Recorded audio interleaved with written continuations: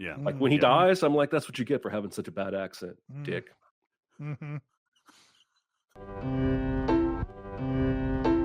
Welcome to SinCast, presented by Cinemasins.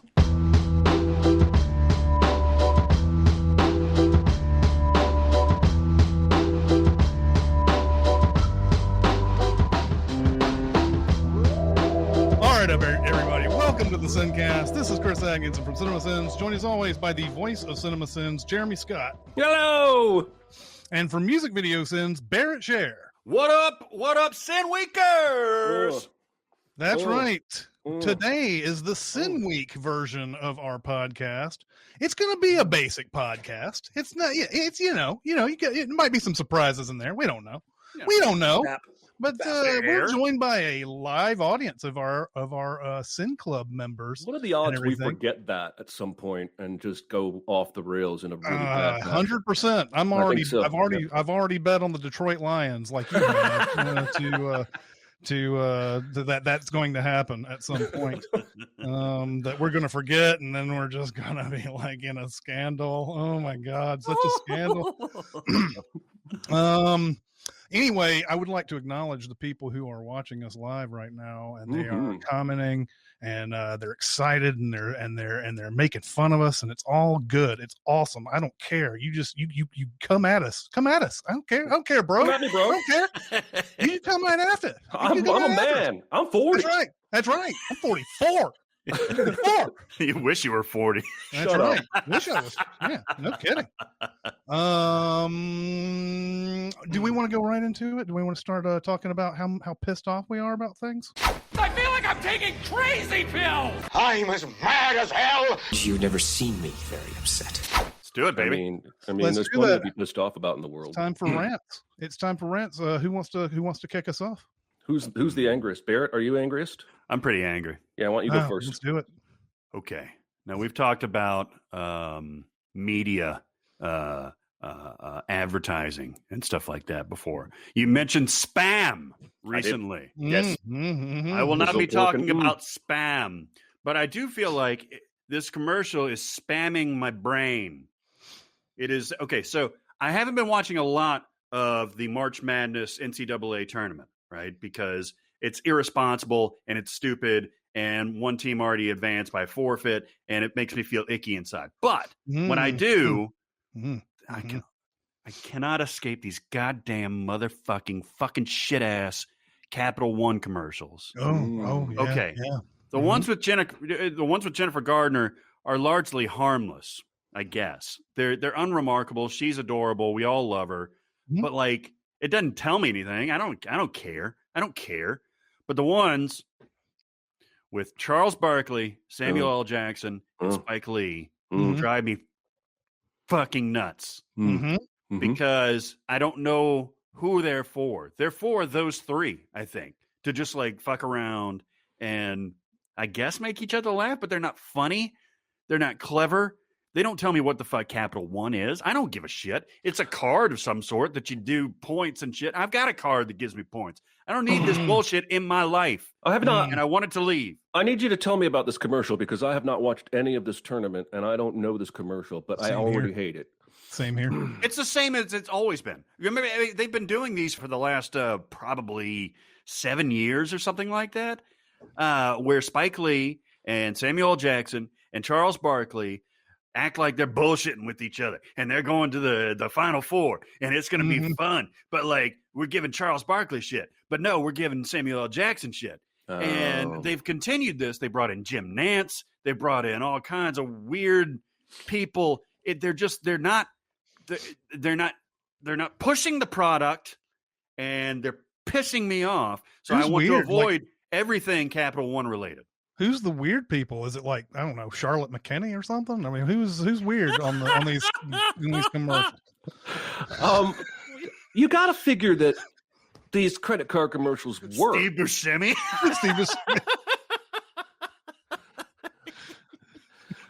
Sorry. I mean, why would they advertise a credit card on television so heavily? And first of all, I mean, it's got to be working for them. But as a viewer, I'm like, what? Like, are you anyone out there? You ever watching TV and go, I'm going to switch I'm going to switch credit cards to this card because Samuel L. Jackson on TV just told me to. Or like when Seinfeld was doing all those American Express commercials, how many people are like, because of that, I'm going to switch. But the car insurance companies do this same shit where it just seems like, why are you advertising? Who's out there going, oh God, I gotta switch car insurance? Like that, the pain in the ass that car insurance is already. Like I want to go through all that paperwork with a new company. Exactly. And I see a few comments are like, oh, well, you lost me at commercials because I don't watch commercials anymore because I cut the cord because I'm young and I'm awesome. And okay, but also like if you watch live sports, which I don't think Dicer even does, he like records it and shit. And he's all weird. Yeah, I've spoiled golf tournaments for him. Yeah, well, if you watch live sports, which is the only reason really I would watch golf tournaments, though. Fair enough. No, so if you watch live sports, there is some on TV. There is some commercial influence, and god damn it, pisses me off. Yeah. Sub rant. Oh, real shit, quick. Sub rant. Fuck real me. quick sub rant. As I am watching these basketball tournaments, I see the coaches masked, and I see the players on the bench masked and distanced. And I'm like, hey, that's a good idea because we're all inside. It's unregulated. These guys are probably going out to like see whores at night and bringing that shit back. Yeah, they're not doing that. They're not going to see whores? No. Oh. No. Well, anyway. College kids. College kids go to see whores? Can't afford that unless, I don't know, they've got agents already. I guess they do. They got boosters sliding them cash every time they. Yeah. And whores. Okay, there you go. Anyway, under the door. Anyway, you were talking about the masks, Bear. The masks. Okay, so what happens is the coach gets all fired up and like bonerific, and he pulls down his mask and he starts yelling at whoever, the referee or the players or the other team and everything. And then when he's done talking, puts the mask back on. It's kind of pointless. I mean, what are we doing here, folks? Either everybody is safe and they can go out on the court and do whatever they're doing, or they're not. I've never understood this whole thing. Well, you got to get masked, but it's okay if you pull it down and yell and throw all of your droplets everywhere. That's the one time you should have that fucking mask on, man. I know. Well, hey, I think coaches a lot of times depend on their lips being read, which I understand. Yeah, but like it's almost like you should just go ahead and have some sort of policy where you've been tested beforehand and you've had this 2 weeks of quarantine, and then you can, whatever. I mean, there's no point in having this mask. I don't think at this point, if you're on the court, I don't think. I agree. Point, right? I agree. Either do it or not do it. Do or do not. There's no try. That's true. Yeah. I was angry about spam a couple weeks ago and what I considered to be a very, very poor marketing strategy. Spam. I'm gonna go down the same path today with Nobody Out Pizza's The Hut. Oh, yeah. Which is, again, my preface will be, I'm sure this is making them millions. I'm sure if you opened up their books, they're selling like crazy. But this is the dumbest fucking slogan I've ever heard. Like, first of all, pizza is not a verb. And I don't care if you want to make it a verb. Nobody pizzas anything. So, of course, nobody out pizzas the Hut, because even the Hut is not Pizza Inc. They're making food and selling it. Then you've also changed your name, essentially, with this slogan from Pizza Hut to The Hut, which is making me think of Jabba more than it would pizza. That's true. Or Pizza the Hut from Spaceballs. That's right. Pizza the Hut. He ate himself to so death. I feel like the ad wizards that came up with this, I should get all their money because they're dumb and they won't spend it well. And I was driving with my wife talking about this because we drove past a Pizza Hut. I'm just tired of the slogan, Nobody Out Pizzas the Hut. And I started doing it with other restaurants. Like Nobody Out Jimmy's the John. Nobody out Mix the D. Nobody out Burgers the King. That one kind of works.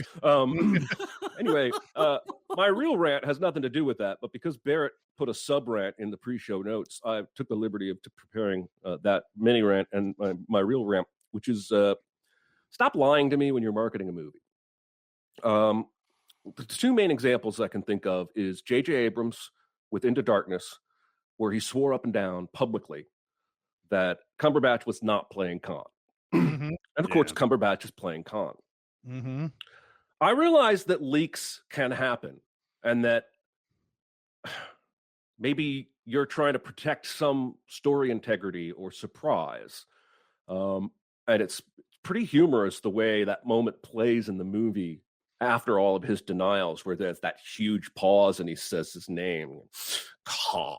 The most recent example is Tom Holland and the third Spider-Man movie, which has a title. It's No Way Home, even though everybody in print and online keeps calling it Spider-Man 3 for some reason, which is a rant all of its own. But Tom Holland has gone on the record a couple of times now, essentially trying to dispel the notion that Andrew Garfield and Tobey Maguire are going to be in this movie.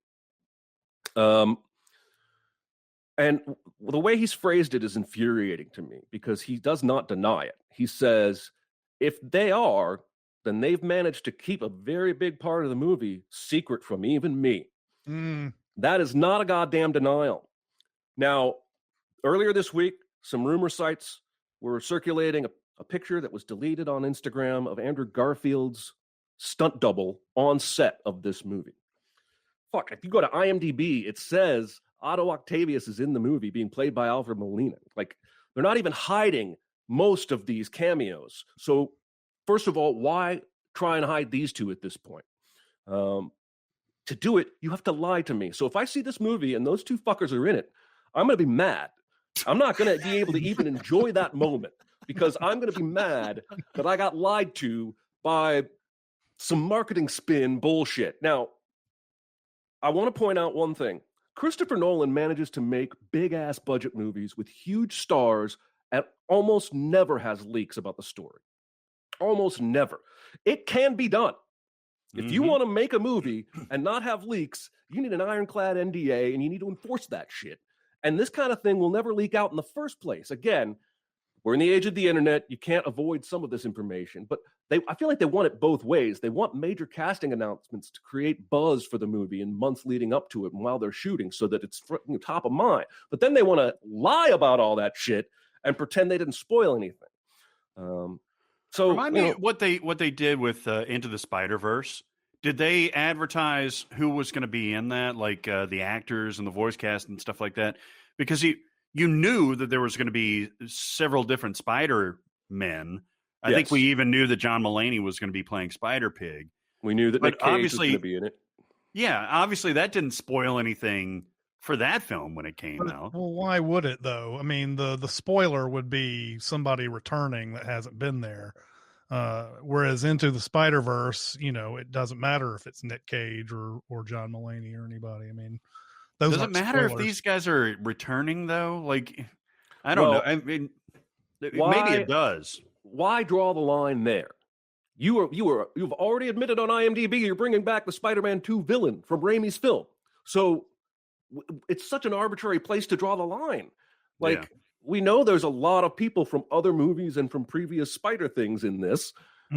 Just tell us everything or fucking lock down your shit, man. Like, not everything has to be leaked. No, all we knew about Tenet until we saw a trailer was that it was probably about palindromes. That's it. Yeah, you can do it. It can be done. Yeah. By the way, I was reminded in the comments that I called him Spider Pig, which of course is from the Simpsons movie, and not Spider Ham. I didn't even catch it. I didn't either. Spider Pig. He is Spider Pig. I mean, stop it. I mean, it's he definitely is Spider Pig. After the Simpsons created that, and if you do anything with pigs and spiders, they're Spider Pigs. So Spider Pig. Let's just try the Spider Ham stuff. Yes, anyway, my rant is about recycling. I know everybody's excited about that.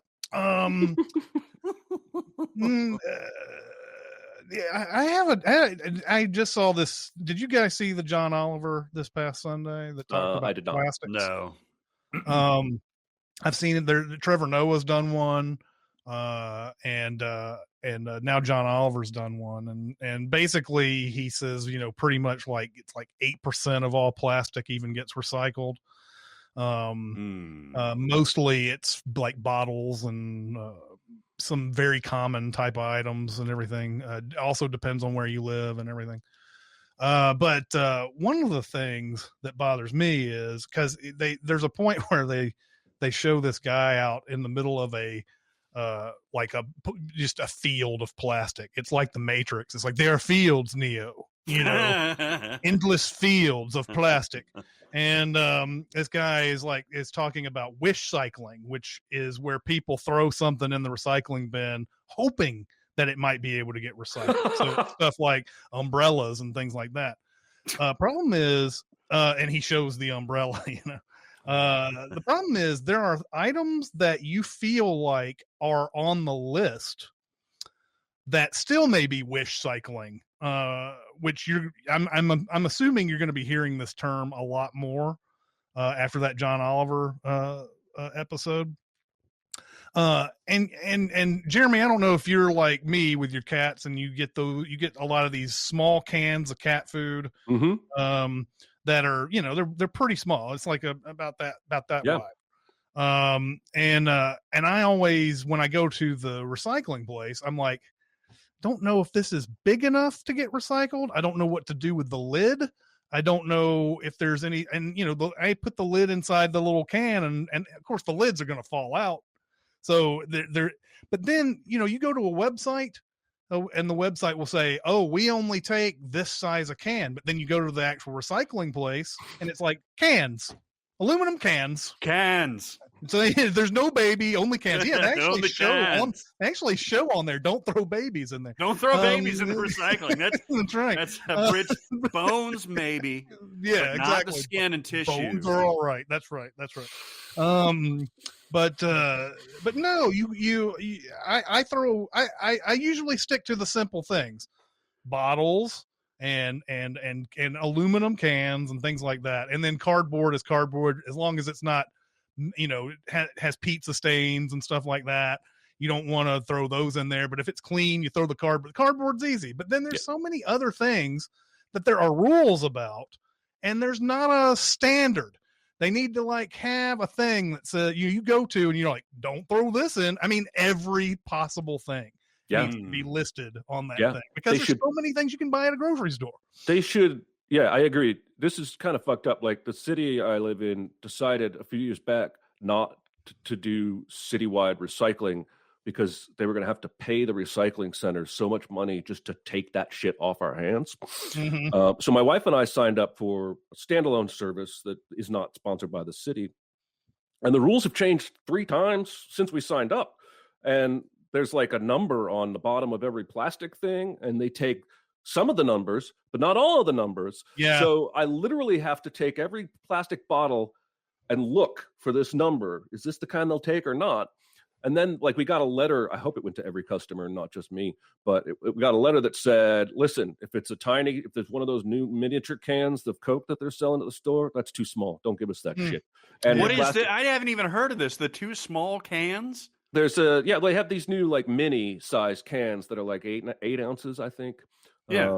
All the soft drinks, and the recycling center doesn't want them. They're too small, and they don't want any of my plastic bottles lids. I have to throw the lids in the trash, but the bottle can go.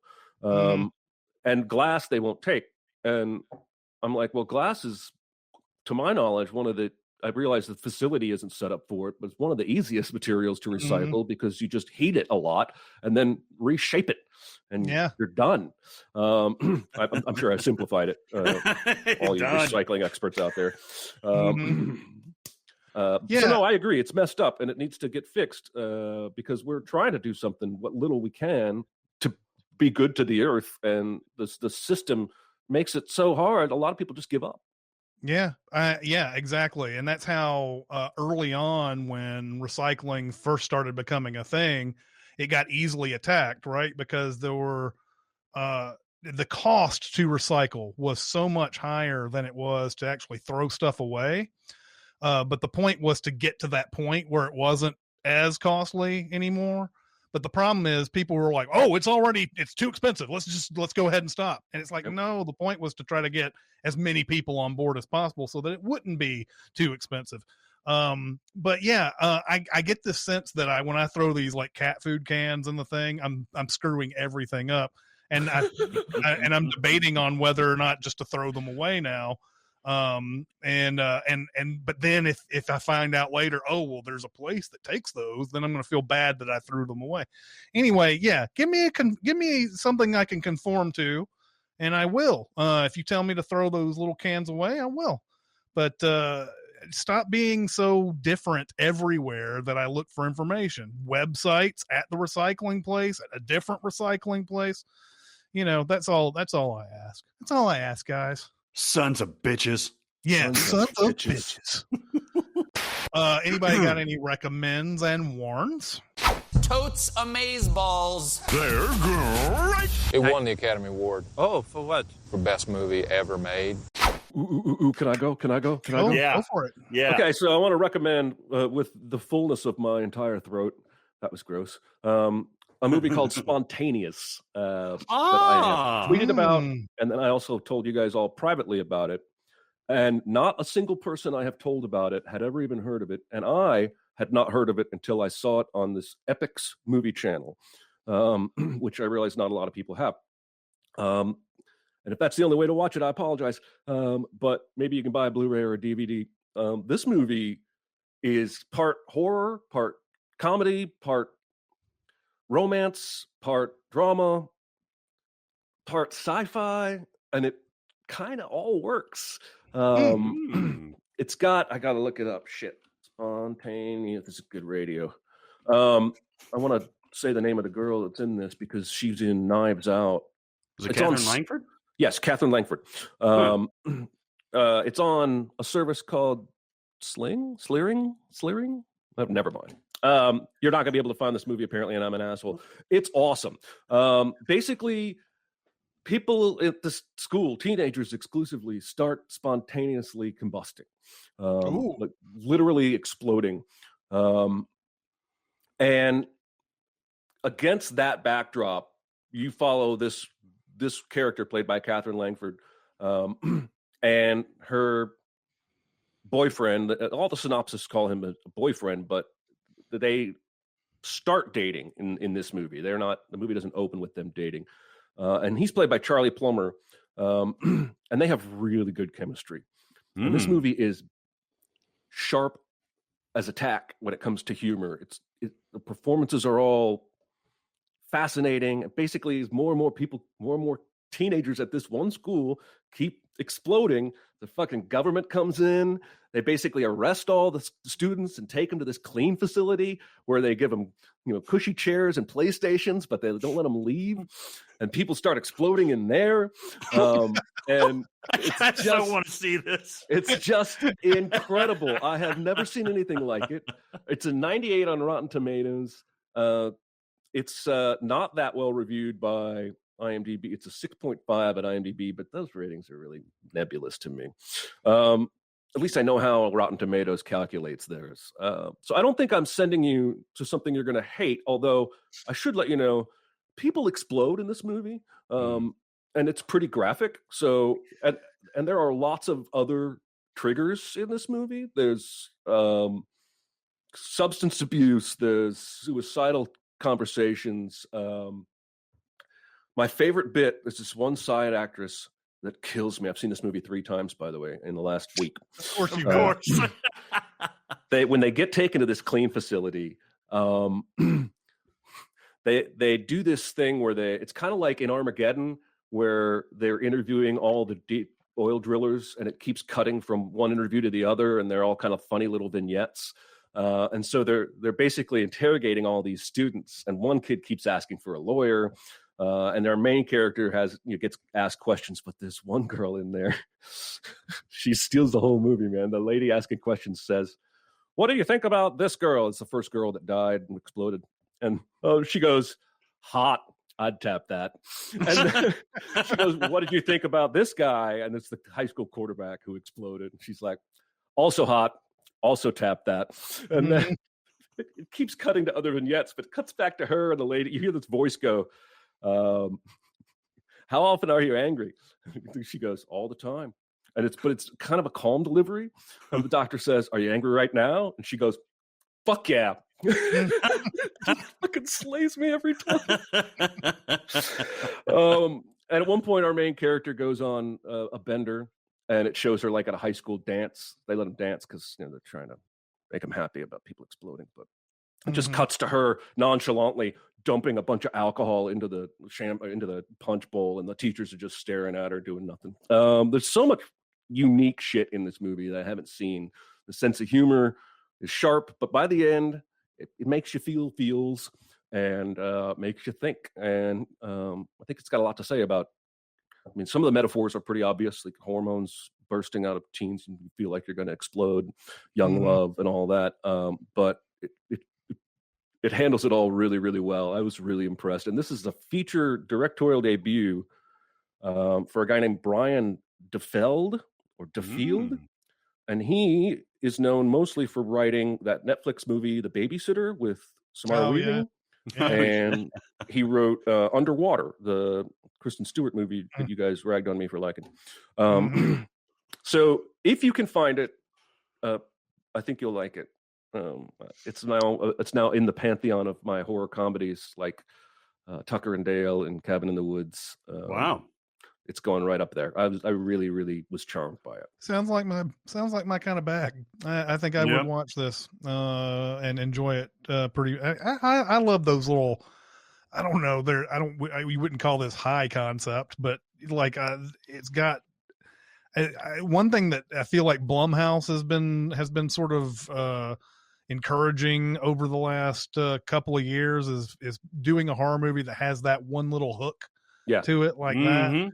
And that's sort of been their trademark. This is probably not a Blumhouse, but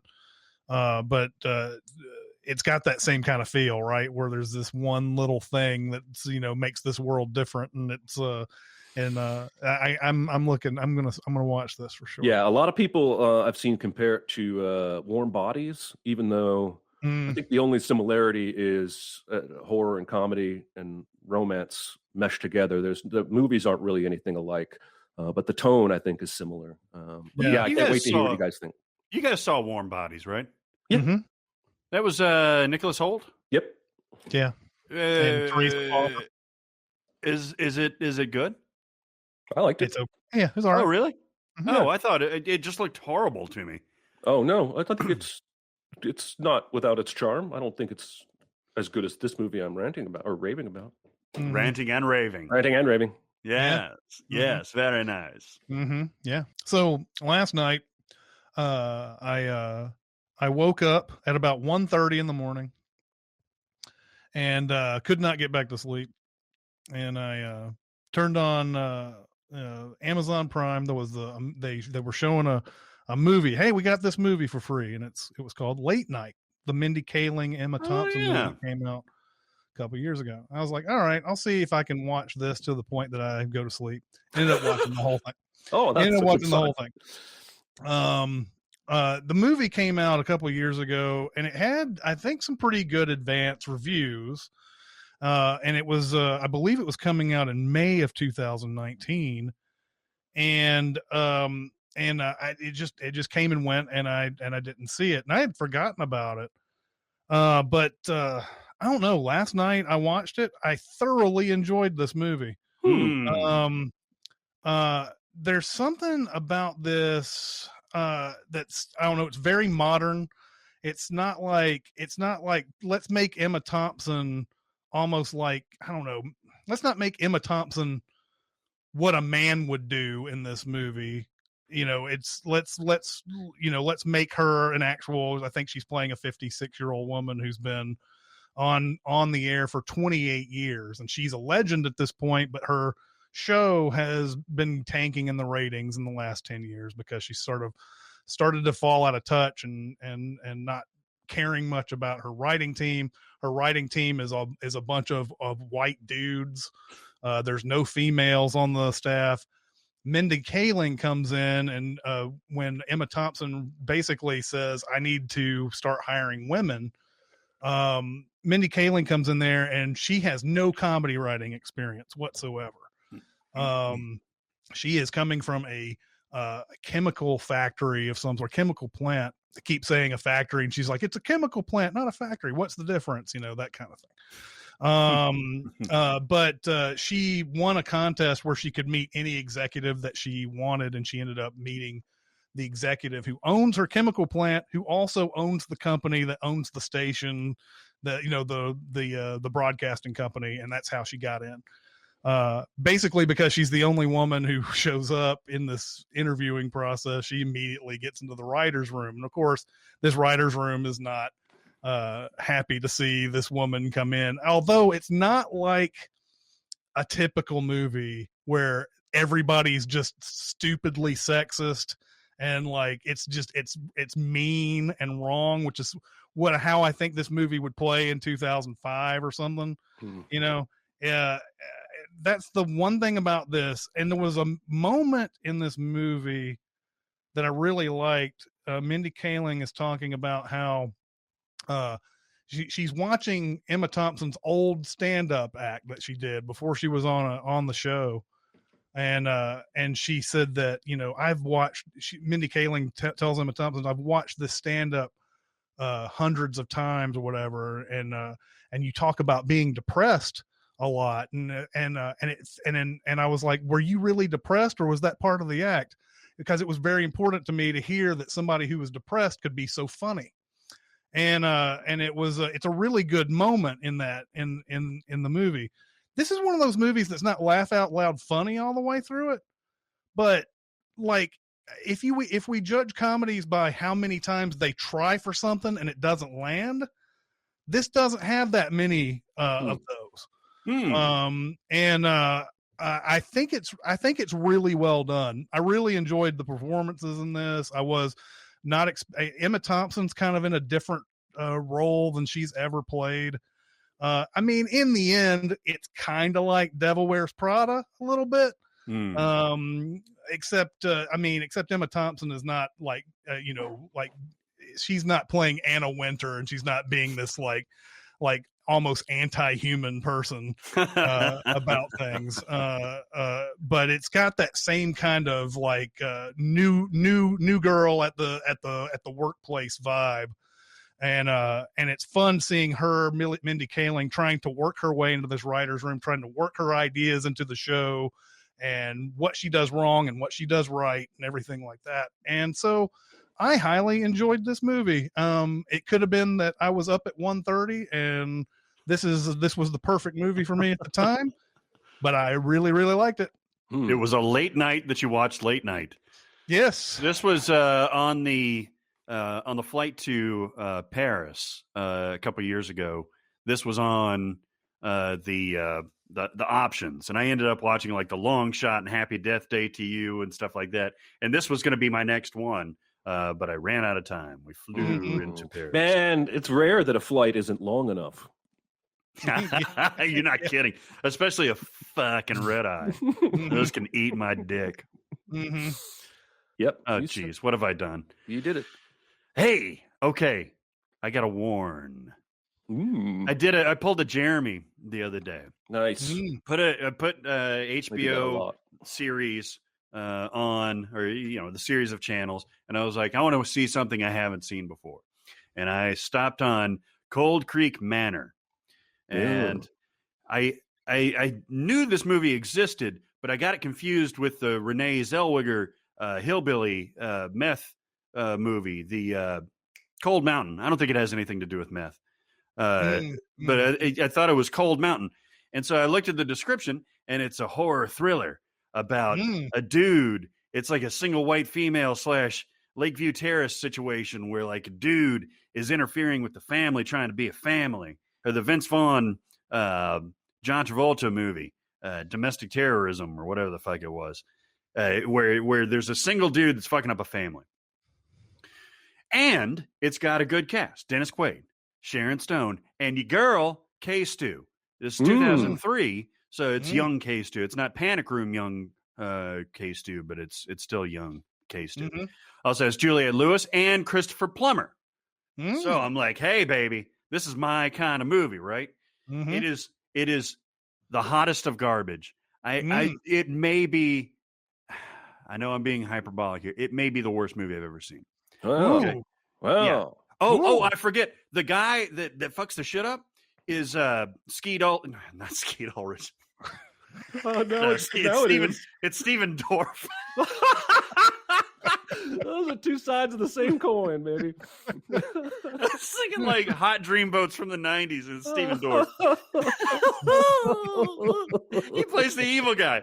Okay, so it got to a point where I was like, man, I really want to like this movie because it starts off with like, a regular home invasion premise, and I like that kind of movie. But man, there's this weird transition thing. There's a lot of fades to black and a lot of cross dissolves and stuff like that. It makes it look like it's very, very serious, but it's not. Eventually, Steven Dorff gets all crazy because he used to live in the house before them. They move into this upstate New York house and all that and set down roots. They're from the city. Sharon Stone is like an executive that quits her job, and Dennis Quaid is a documentarian. But Steven Dorff gets pissy with them because they're moving into his old house, and he attacks them by putting poisonous snakes all throughout the house. Of course, that's how you do it. That's right. You've never seen comedy funnier than watching Sharon Stone, Dennis Quaid, Kristen Stewart, and the other kid react to all these snakes falling on them. It is the funniest fucking sequence that you will see ever. It's like, and then they run into the other room, and they're like, and then they run outside, and they're like, Yeah. Oh my god, it's so great. And then Christopher Plummer is like this evil bastard that's about to die. Steven Dorff goes like super evil at the end. You know how like the one with Rebecca Gayheart, Urban Legends, where like as soon as she goes nuts, she's like ding ding ding and like all freaky and everything. Oh my god. That's what Steven Dorff does, man. And it's just absolutely ridiculous. This was directed by Mike Figgis, who directed like good stuff. He directed Loss of Sexual Innocence. Leaving Las Vegas is his big one. Leaving Las Vegas is much more recognizable than The Loss of Sexual Innocence. But he did Time Code. He did the Richard Gere Internal Affairs thing. Like he has a record of doing good kind of out there stuff. But man, this fucking sucked so hard. It was the worst. But I couldn't stop watching because I wanted to see how it ended. Sharon Stone disappears from the movie. Dennis Quaid gets all weird. Steven Dorff hits his girlfriend, played by Juliette Lewis, who turns out to be knocked up at the end with a Dorff baby. And this movie was fun to watch. It's terrible. It's so terrible. I kind of want you guys to watch it just because it's so terrible. Probably not. I'm gonna pass. Probably not. Yeah. This is like on the level of consenting adults, Chris. Like if this came on, it gives you strong consenting adults vibes. They have to watch it then. without the blatant sex. Consenting adults is awful. But it is fun to watch. It is fun. Yes, it is. Yeah. Are we gonna do another round? Yeah. Do another round. I can't decide. I was prepared to warn a movie that I've been thinking about warning for weeks now, but I also watched a movie yesterday that was really boring. Actually, I'll go with the original plan because I don't want to rant about a boring movie. I'm going to warn you against the film Bombshell with Kidman, Charlize Theron, and Margot Robbie, and half of all of Hollywood. If you go down through the list, it's absurd how many people are in this. I'll give you a little taste. John Lithgow, Allison Janney, Malcolm McDowell, Kate McKinnon, Connie Britton, Jennifer Morrison. It just goes Stephen Root, Mark Duplass. You did two pronunciations and neither were right. It's Duplass. Duplass. I don't give a shit. Spell your name like a normal person. So this is the purported behind-the-scenes look at how Roger Ailes, the head of Fox News, went down due to toxic workplace, sexual harassment, and other skeezy behaviors. Now, I'll say at the start of this, I'm going to warn against and trash a movie. I don't want that to be mixed up with the real people that this movie portrays or my opinions of them. Because from all accounts, Roger Ailes was a scumbag and treated women horribly for years and abused many of them verbally and physically. And it's not good. And a movie like this probably needed to be made. But one of the problems I think Hollywood has lately is making these kind of movies right away. Like that Brendan Gleeson Trump movie, or that Kenneth Branagh Boris Johnson movie, or the fucking Julia Assange Cumberbatch thing. Yes, it's way too soon, and I don't think we have enough perspective, and I think it shows because this movie. I don't want to be this guy, but this movie is pervy in ways that it shouldn't be. Like. Okay, my biggest beef is everybody's biggest beef. I'm not breaking any new ground, but they made up an entire person that didn't exist and cast Margot Robbie. Mm-hmm. And they made her a hot religious lesbian that works at Fox News. And I feel like the patriarchy got a hold of this movie in many ways, and this was one. There's a key scene. The movie thinks it's really important where to further her career, instead of just being a researcher, she schemes to get introduced to Roger Ailes. And she gets into his office and gets some alone time. And it kind of cuts from her being led to the office to them mid-conversation. And she's like, praising Megyn Kelly for how strong she is in the face of all the Trump bashing she's had to deal with. And, basically sucking up to Roger Ailes, saying, how great Fox News is and all this stuff. And then he pivots and says, it's a visual medium. So can you go stand over there and pull your skirt up a little bit? And the scene drags on and on, like 4 or 5 different times. He tells her, no, further up, to where you can see her underwear. And it's, I swear to God, it's shot in a way. It's supposed to make you uncomfortable, but it's not shot that way. It's shot sexy and leering. And maybe it's trying to put you in the shoes of Roger Ailes. Why would you do that? So this is 1/3 of this entire story. We've got Gretchen Carlson and Megyn Kelly. This is Nicole Kidman and Charlize Theron. These are real people who really went through this and really had to get lawyers and sue Fox News that ultimately got Roger Ailes fired after more people came forward. But to help sell that, you had to create an entirely fictional, hot Christian lesbian whose only dream in life is to work for Bill O'Reilly or host a Fox News show? Like, there's enough material here. You didn't have to do that. And then it's got that scene from the trailer where all 3 of the women are on the elevator at the same time. It means nothing. It means nothing to me. This is like if Oliver Stone had made W and fictionalized an entirely extra Bush brother who made George look even worse. It's not necessary. And it completely undercuts the seriousness of what you claim with this film to be going for. We want to expose what really happened with this dirtbag. But in order to do it, we're going to have to make up an entire character that didn't exist. It'll add dramatic weight, I promise. I was so annoyed with this film. And it's all style over substance for me, and I did not enjoy it. I watched Bombshell when it came out. I don't remember liking it too much, but it also came out as Oscar movies do, where there's that slew of movies that come out in late December and everything. So it was just one of many Oscar movies I was watching to catch up. and I don't remember why I didn't like it too much, but yeah, I wasn't a big fan of that movie for some reason. Who plays Roger Ailes? Is it Lithgow?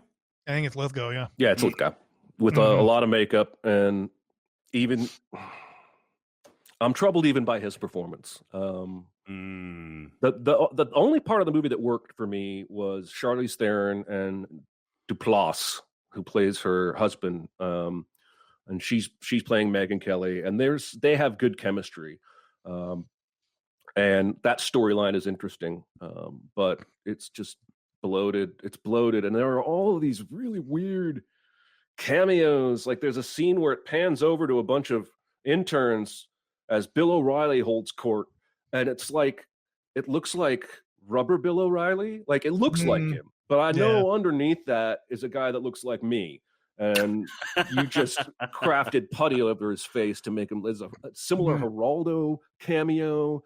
It's just weird. The movie is just weird. I did not like it.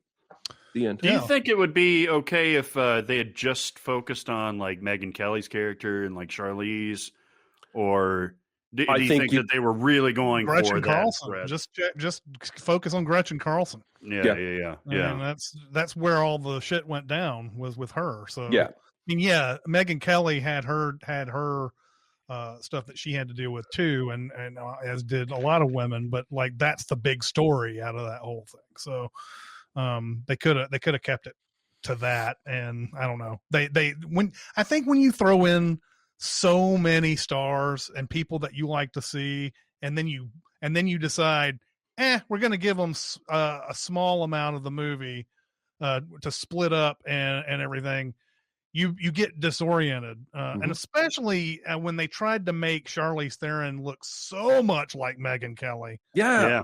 It's kind of off-putting. Like it's like you start looking for flaws in the way she doesn't look like Megyn Kelly rather than how much she looks like her. So there's a lot of things that are distracting in that movie. So yeah, I'm with you on this one. I haven't seen it since it came out, but yeah, I wasn't a big fan of it. Yeah. I'm gonna recommend a movie that we've probably talked about a bit. Have we talked a lot about Nightcrawler really before? I think we talked about it once for a few minutes. But I'm here for it. I could talk about that movie every day. This is a movie that gets better every time you watch it. It's becoming one of those that I'm going to easily put in my best of the last decade. And it's just so good. Jake Gyllenhaal in this movie is terrifying. But I don't know. There's something about his performance. I've never seen anything like this. This is his best he's ever been.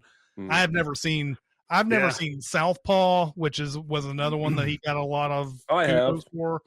But in Nightcrawler, he's just so good. Immediately, he starts off. You see him trying to break into. He's like snapping this fence outside of some sort of facility. He's trying to steal copper wire and stuff like that. And a security guard comes by and he immediately just beats that dude up, and then he tries to sell that to some place, this construction site, and the first guy that he deals with, deals with him exactly how you should deal with people like this, like very, very not open to most of the things that he's asking for. He's very earnest. He very much, he's persistent. He doesn't care about getting insulted. He's your worst nightmare if you're a person who can't deal with people like this, because for a lot of people, it's like, I want to do anything I can to get this guy off my back and so that he'll stop talking to me. And but this guy just keeps on shutting him down everywhere. It's like Gyllenhaal's like, I want a job and everything, and he goes, nah, I don't think so. And he's like, and he just keeps trying, and finally just gets completely shut down. But Gyllenhaal eventually sees a wreck on the side of the road, and he sees Bill Paxton and an assistant filming it basically for the news. It's they're I can't remember. There's a slang term they use for them. It's not. I don't think it's Nightcrawler. There's something else that they Death do. Eaters. Yeah, Death Eaters. But he sees what he does, and he asks Bill Paxton about it, and asks if he can even get a job with him and everything. Paxton is like, yeah, "Fuck you, dude. No, I don't have enough money. I don't have enough money to hire somebody to do this." So Gyllenhaal, being the go-getter he is in this movie, decides to start doing it on his own. And you see him. This is like when a sociopath starts a business, right? Mm-hmm. This is about a movie about somebody like that starting his own business and being good at it. Like learning at the bottom of this whole thing, like what equipment he needs, what he needs to do to get to the place before everybody else, because that's the biggest thing. If you can get there before everybody else and get the people bleeding and crap like that and all that, that's the nature of the job. And eventually he scores a couple of wins, and he does it with this one station that Rene Russo is the head of the news division or whatever at the late of the graveyard shift or whatever. Gyllenhaal gets some really good images of this wreck and everything. And he starts like, okay, now I'm going to start trying to do this every night. One of the unsung heroes of this movie is Riz Ahmed, who is awesome in this. There's a point where Jake Gyllenhaal hires him in a diner, and Riz Ahmed has no qualifications whatsoever. But like Jake Gyllenhaal's like, it's like, you need to sell yourself, man. You need to tell me why I should hire you. And Riz Ahmed's like, I don't know. I work really hard, and I don't know. Hire Rick. It's pretty much just all he says. And he's like, you got the job. And so they start doing this, and it's Gyllenhaal trying to learn how to have an employee. It's the employee trying to learn the ins and outs of his psychopath boss. And Jake Gyllenhaal continues to start doing things that are very over the line. One of the things he does near the beginning, like in the middle, is he gets to a wreck before anybody else, and he finds his perfect shot. He goes up on this hill. He's got a camera. He's looking down at the cars, and he's like, "Oh, if only." He goes downstairs. He goes down the hill and drags the body into the middle of the two cars, and then goes back up to the hill and gets that perfect shot. Ooh. And everything, and then leaves. Then he goes and he hears of a domestic disturbance. He hears gunshots. He goes in and films people right after they've been shot. He actually sees the license plate of the two people who leave and doesn't tell the police about it because he thinks he's got another story after that. It's amazing how driven he is all the way through this thing. It's scary. It's also entertaining to watch in a weird, fucked up way because you're kind of rooting for him to do well, but you also know how fucked up he is, and you also want him to get caught too. Mm-hmm. But it's so well done. This movie I think has finally built a reasonable audience. It's built enough people who really love it, but it didn't do anything when it came out in theaters. And Nightcrawler is one of the best. It's one of the best movies of the last decade for sure. Yeah, he he reminds me of this reality show I watched. I'm going to get to a point, I promise. A year or so ago, called Undercover Billionaire, and it basically took a successful entrepreneur who's a billionaire and then says, can he go into some small town USA, not tell anybody he's a billionaire, explain the cameras as, you know, it's about somebody starting a business? And can he, with $100 and a car and a tank of gas, start a business that is successful? And I watched like 2 or 3 episodes before I kind of got tired of it. But his strategy was basically was the same as Lou's in Nightcrawler, because he starts with $100 in his car. So he sells the car, and then he just does car flips. He buys a car that's priced too low, sells it for $3,000 more, does that until he's got enough to make a down payment on a house, and buys a house to flip it. And Nightcrawler is that kind of driven, and that because he like steals a bike to get his camcorder and whatnot. Yeah, he's just the whole movie he is stealing. He steals that construction equipment. He steals that bike to get the camcorder. He steals the end of people's lives and their misery so that he can sell it for news. He steals sex from that female news director. I was going to ask that. Like he bargains for her to have sex with him for the news footage. You could right? say bargain, but I would say it's very, very creepy. The scene where he gets that negotiated is when he takes her to dinner, which she should have obviously not even accepted in the first place. But he drops the bomb on her at that dinner, where it starts off very cordial, and he thinks that as long as he asks nicely, she's going to give him what he wants. Yeah. But then he starts throwing in these little things like, I know that you've worked at almost every station in LA for 2 years, and your contract is almost up. I also know that you work the graveyard shift, and I also, at the lowest graded station in the entire city, and starts telling her basically, I know that you're desperate. I know that you want the things that I can give you, and you can see the drive that I have. And so I'm going to ask for the world here, because if you don't give me what I want, guess what? You're again going to be on the street looking for a job, maybe out of LA, and and it's just, and so he does.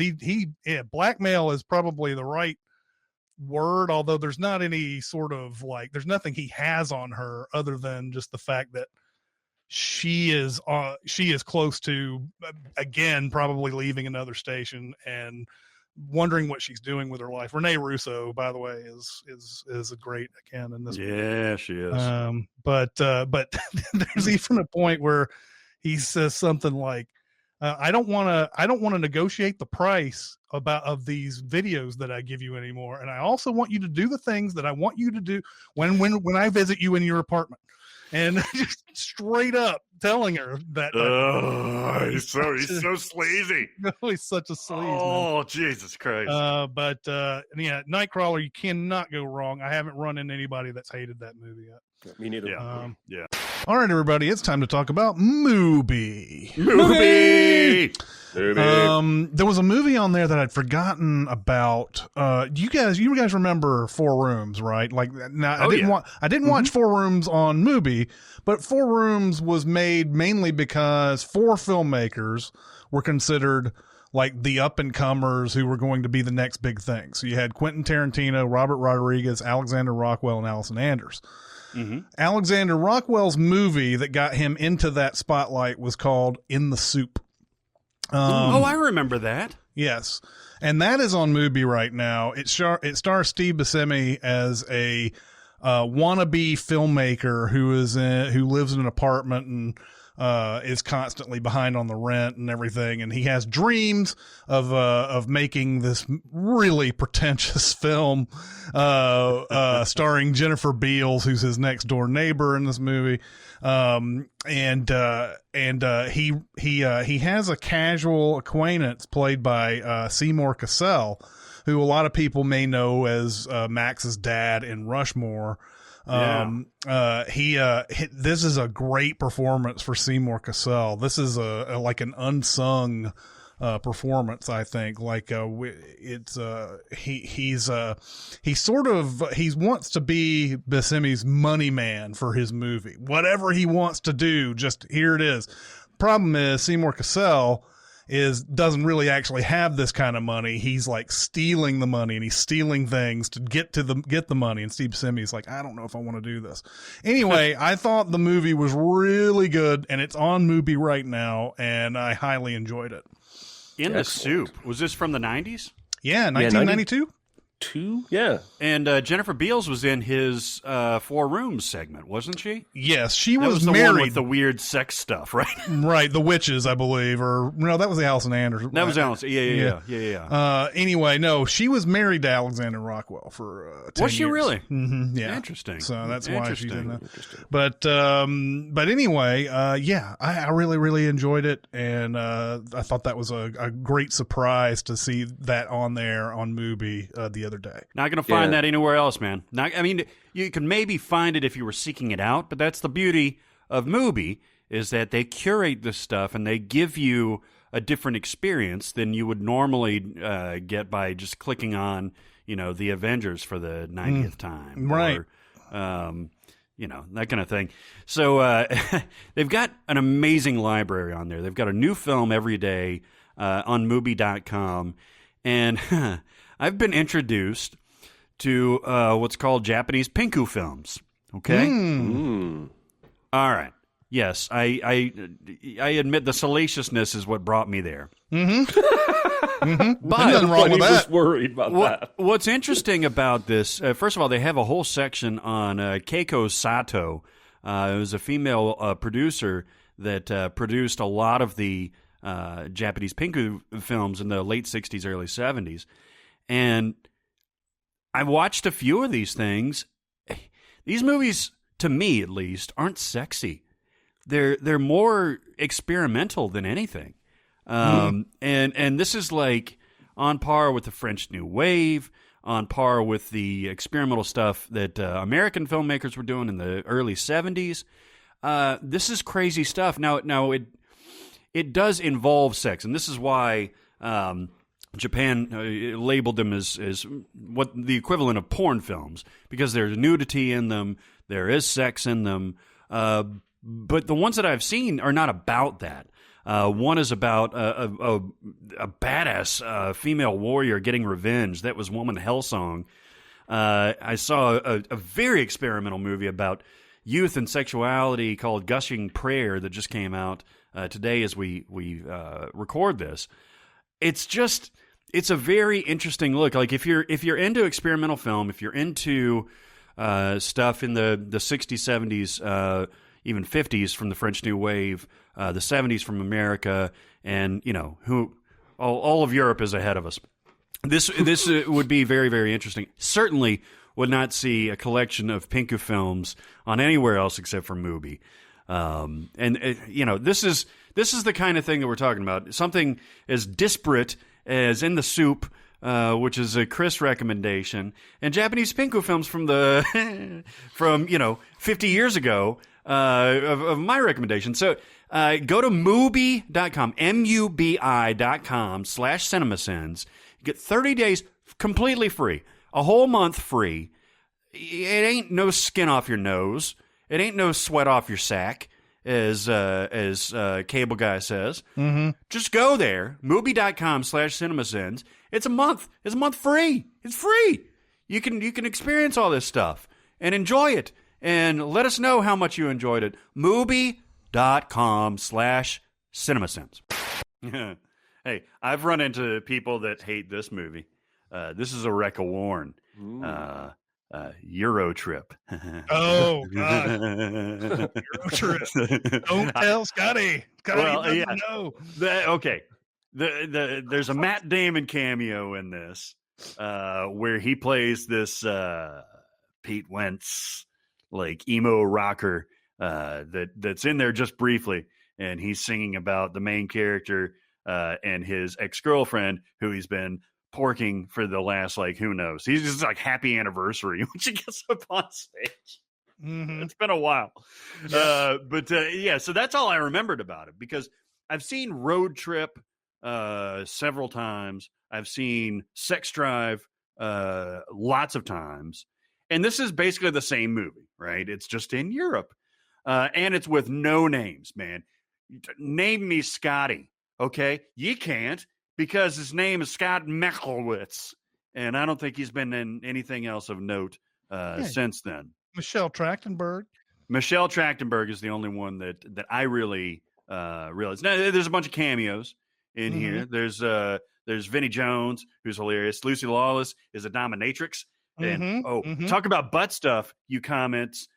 There's a lot of butt stuff here. The one guy like takes a leaf blower and like pulls the chain on it, and it's got 3 dildos on it. There's like, and he, Anyway, this movie's so dumb.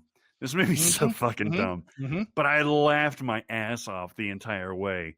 For some reason, man, like there's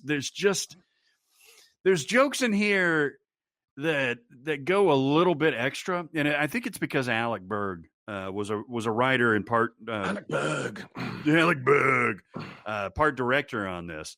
The conceit is there's a guy, Scotty, who breaks up with his girlfriend on graduation, and then he realizes that his German pen pal, who he thought was named Mike, he sends a email to Mike saying, "Oh, well, don't do any creepy sex stuff with me." Turns out Mike is Mika, and she's a hot blonde in Germany. So he decides he's going to go to Europe to find Mika and do the sex.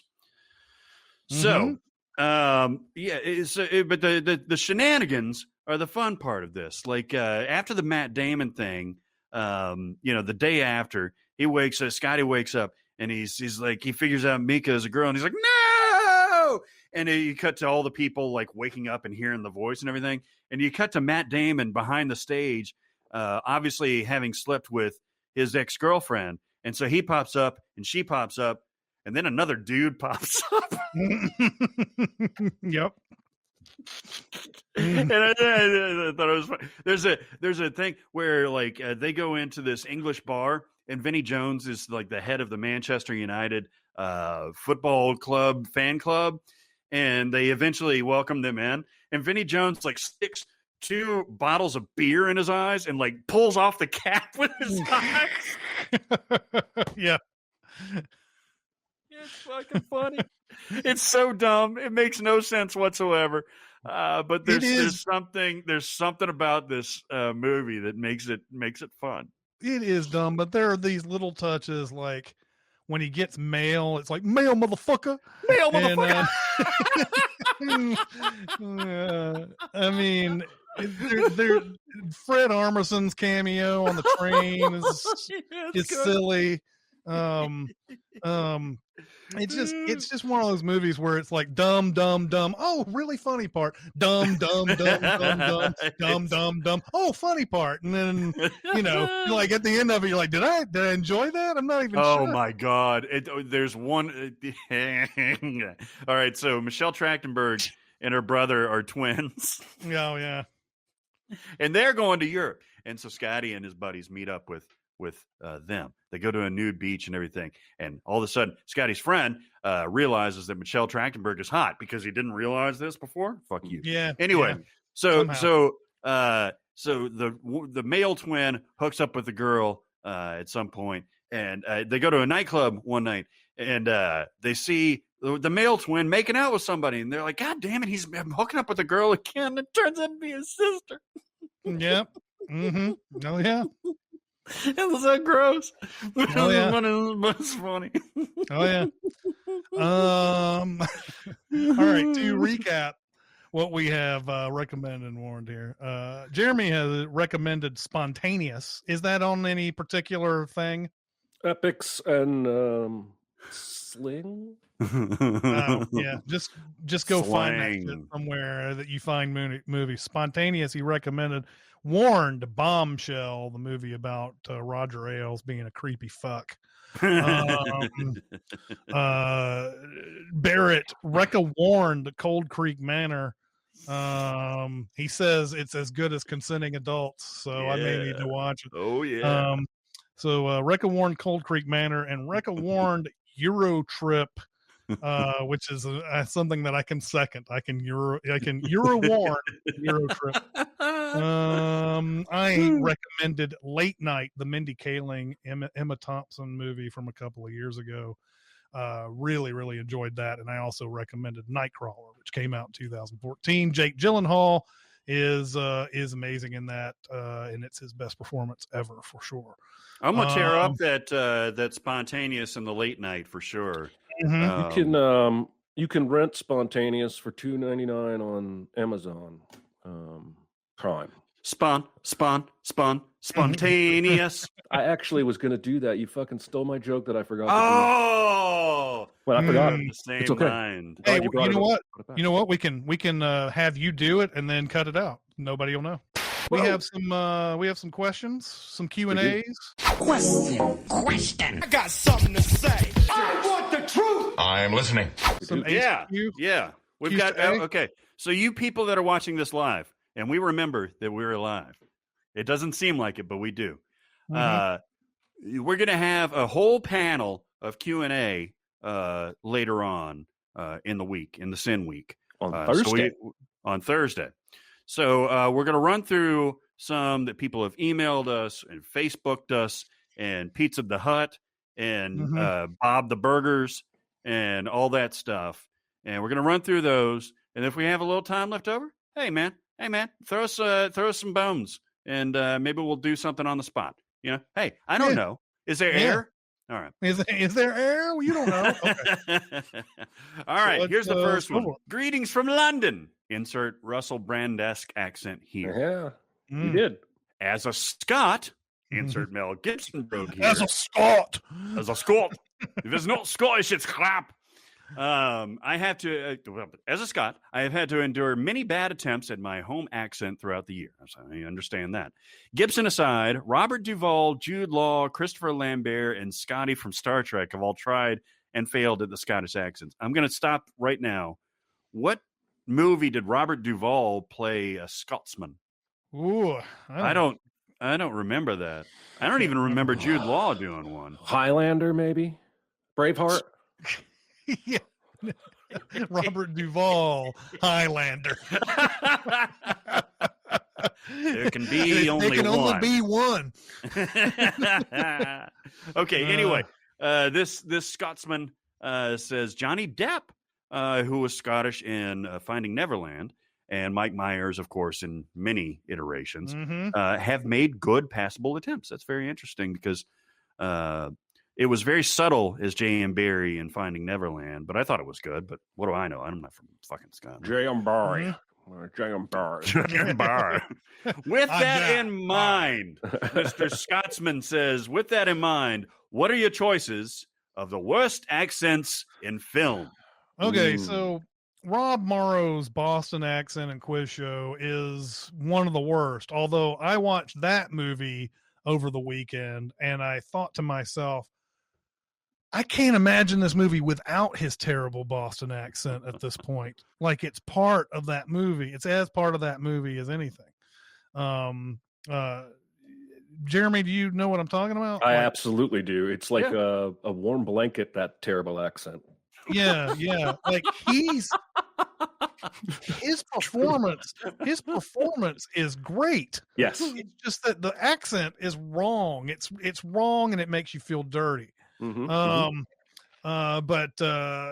then James Vanderbeek's Texas accent and Varsity Blues. You take that back. Fuck you. Fuck you.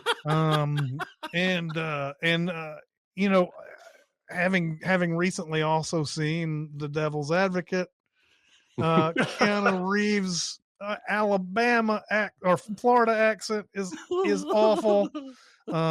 And I remember how I said I didn't watch any of the Richard Pryor, Gene Wilder movies. I've now seen 3 of them. Really? And See No Evil, Hear No Evil. Kevin Spacey's British accent is fucking atrocious. Oh my God, I forgot all about that. You're right. Oh my it's God. so bad. It's so fucking bad. He's as British as fucking Earl Grey too, man. There was a time where there was a lot of Americans trying to be British villains, and it just didn't work. And finally, we just started importing them over. So,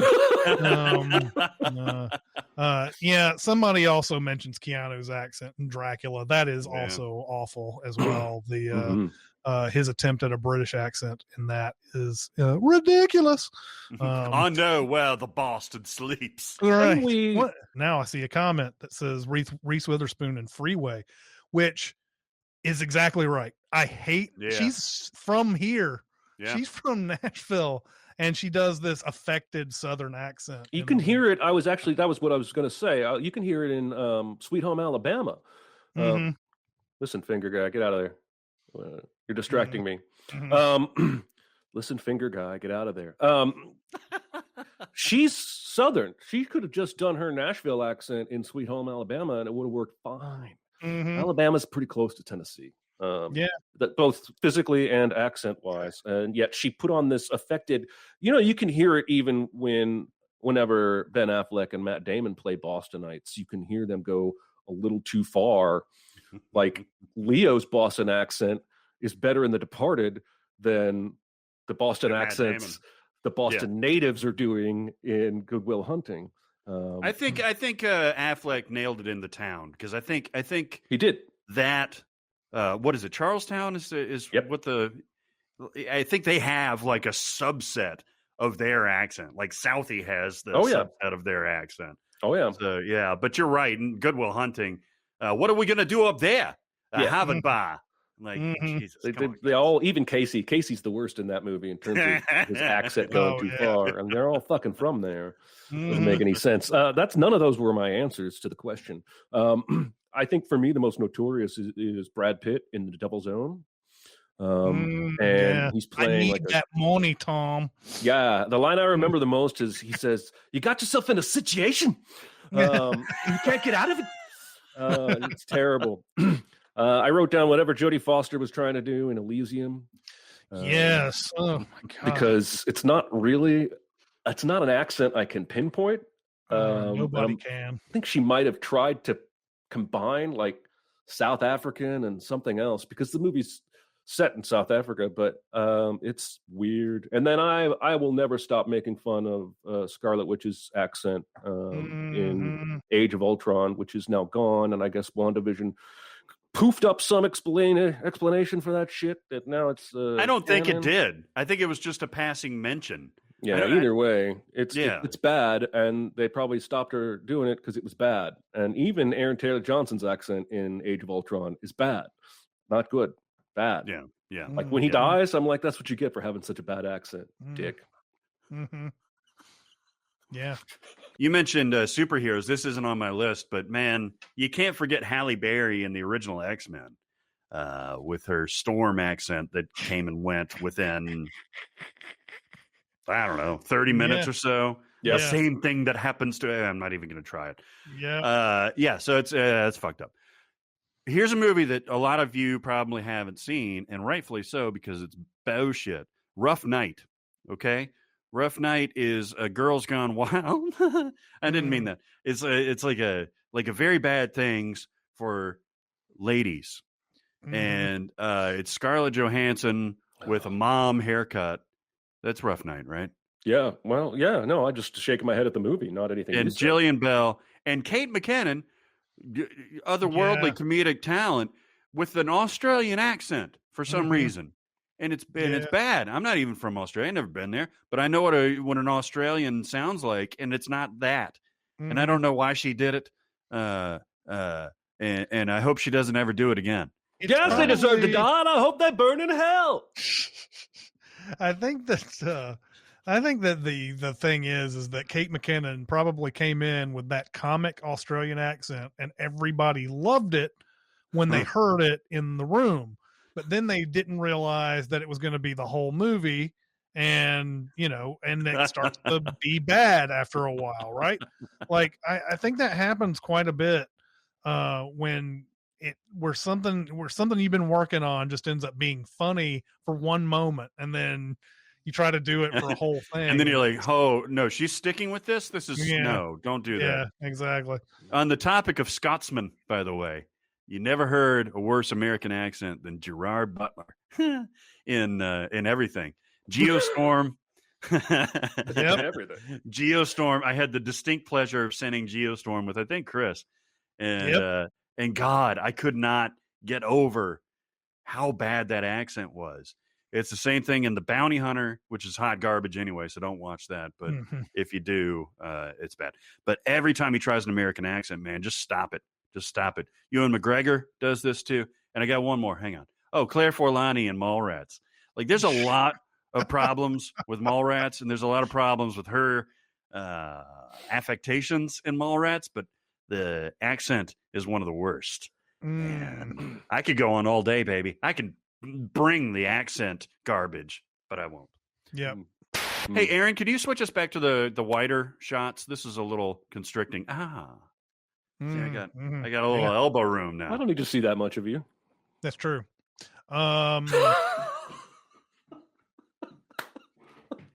Yeah. We have a second question in there. We do indeed. Bonus question from the same person. I have just finished reading friend of the show, Easy Riders Raging Bulls, a book that you've spoken about many times before. What other books about movies would you recommend? And this is a good one. I like it. I have often talked about Hit and Run, how John Peters and Peter Guber took Sony for a ride in Hollywood. It's by Kim Masters and Nancy Griffin. This is shortly after Sony bought Columbia Pictures and put Peters and Guber into the head of the studio, and they started spending very extravagant cash and the story about Rain Man is worth reading the book about how it was originally a Spielberg film, and what I think it was, I'm trying to remember who it was. It might have been Peters. Either one, it doesn't really matter. They're interchangeable in how ridiculous they are. The ideas they had for Rain Man when they went over to Spielberg's house, the way they talked was weird, just like about just characters and movies and things like that. The amount of money they spent, $20 million on Schwarzenegger for Last Action Hero, $20 million for Bruce Willis on Hudson Hawk, $20 million for Stallone on Cliffhanger. All those different things. It's well worth reading the book because it's just one of those like, oh my God, I can't believe that actually happened.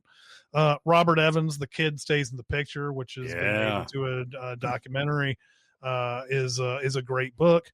And so is Mike Madavoy's You're Only as Good as Your Next One, which talks about his being ahead of the studio of, I believe, United Artists, then Orion when it started, Orion Pictures, and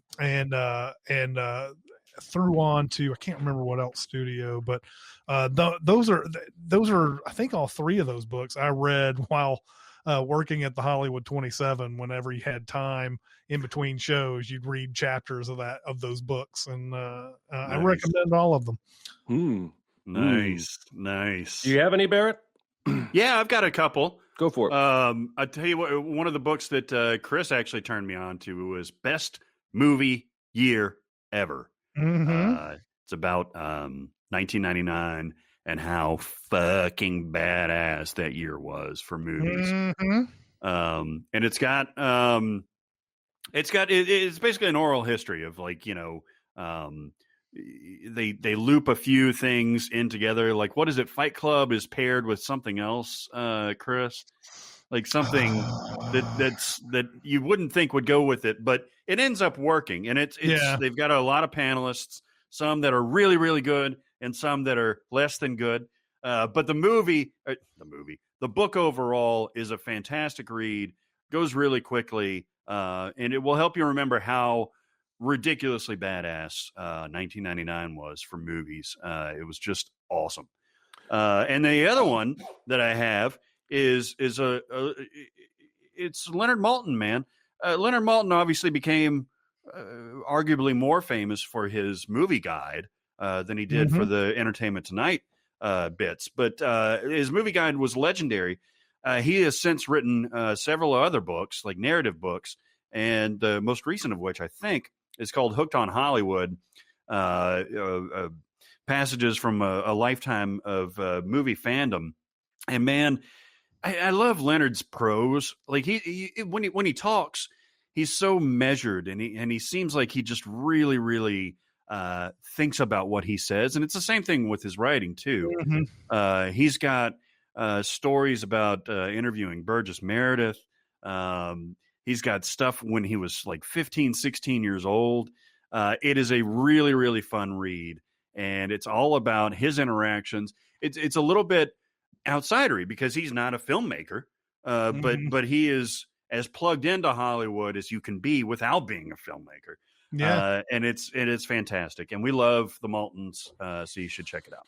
Yeah, he's got some great stories, and I've loved being like interviewing him and everything, because he really listens to the question that you ask, really considers it and everything. And I don't know if it's popped up on our SinCast or whatever, but those stories with him and Joe Dante are really funny. Oh yeah, man. Oh yeah.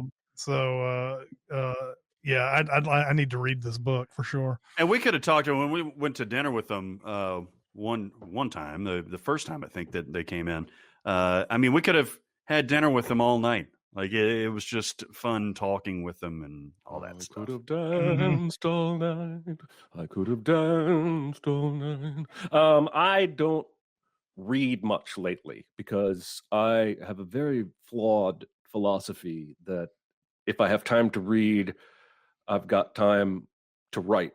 And I have overcommitted myself to my publisher on a number of projects. And so I haven't read a book since Artemis, Andy Weir's follow-up to The Martian, which was a good bit ago. And I think it was before we interviewed him, I think. Yeah. But I did get, for Christmas, this Binging with Babish, Andrew Ray book called Eat What You Watch. Oh, cool. And it's full of the kind of thing he does on his YouTube channel, where he makes dishes that are made in movies, like the Cubans in Chef. And that's a very fun read. I haven't made any of them yet. The pictures are incredible. I think we probably even know the people that took these pictures, but that's another story. The other book about movies that I'm going to pimp is my own. Yeah. Oh shit. Yes. This comes out May 18th, my birthday. You can pre-order it now. You can't pre-order the audiobook yet because that audio file is not created. And there's going to be a giveaway on Thursday. I just found this out like 2 hours ago on Goodreads for 10 copies of this book on Goodreads. And I will tweet out the link when that goes live, and some of you might be able to get it for free. But it is 1/3 about being a preacher's kid, 1/3 about working in a movie theater, and 1/3 about Cinemasins. And all the stories kind of tie back to movies one way or another. So there you go. You know what I like about that book is how you start the chapters. Like how you started in it. It's almost like it's a weird comparison. It's almost like a Simpsons episode, because a Simpsons episode starts with one thing, and then by the end of the episode becomes a completely different thing. Yeah. You'll start with like a revival story, or you'll start with like keeping it fresh and stuff like that, and tie it back into how Cinemasins, progressed over the years. Yeah. And I enjoyed it. Thank you very much. Almost every chapter it's going to have stories from those 3 phases of my life, all revolving around some kind of a loose theme, except for chapter 11. I don't even know my own book. Yeah. Chapter 11 is the one I called actionable advice for YouTubers. Stuff. There you go. There's also a lot of stories about you masturbating. I know. Really, the editor was trying to get me to cut back on that, but I was like, I've got to rep. It's a part of the story. It's a part of the story. It's like every other chapter too. Like I know. Yeah. You're done with the second one in chapter 8, and then you're like, okay, I'm done with the masturbation chapter. Yeah, you thought you knew. And then there's like 2 more later. How repressed preachers' kids could be sexually, but you have no idea. No, yeah, and it's in the movie theater. It's during writing Cinemasins. Oh, it really ties it. It's in church. It's when Chris and I go to the Redwoods. That's right. I masturbated on that tree right there. There was a 5-minute time where I didn't know where Jeremy was, and the intermission during Hamilton in New York. I wondered where you went. I was sitting right next to you. Yeah, this is a fun one. That's out there for all you MCU fans. Of the upcoming confirmed Marvel slate, Which project are you most excited for, and why? And this is going to be probably the unpopular response, but Black Widow. Wow.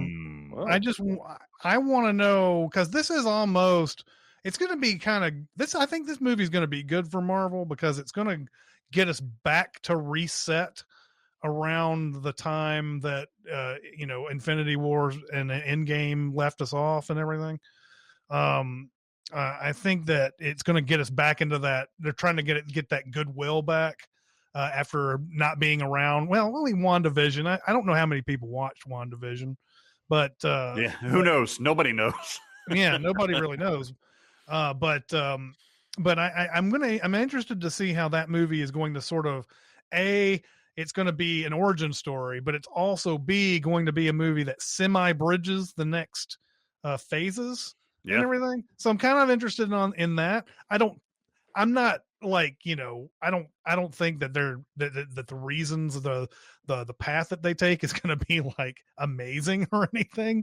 I think whenever you make a movie like this, where you did it because people were calling you out rightfully for not making a Black Widow movie in the first place.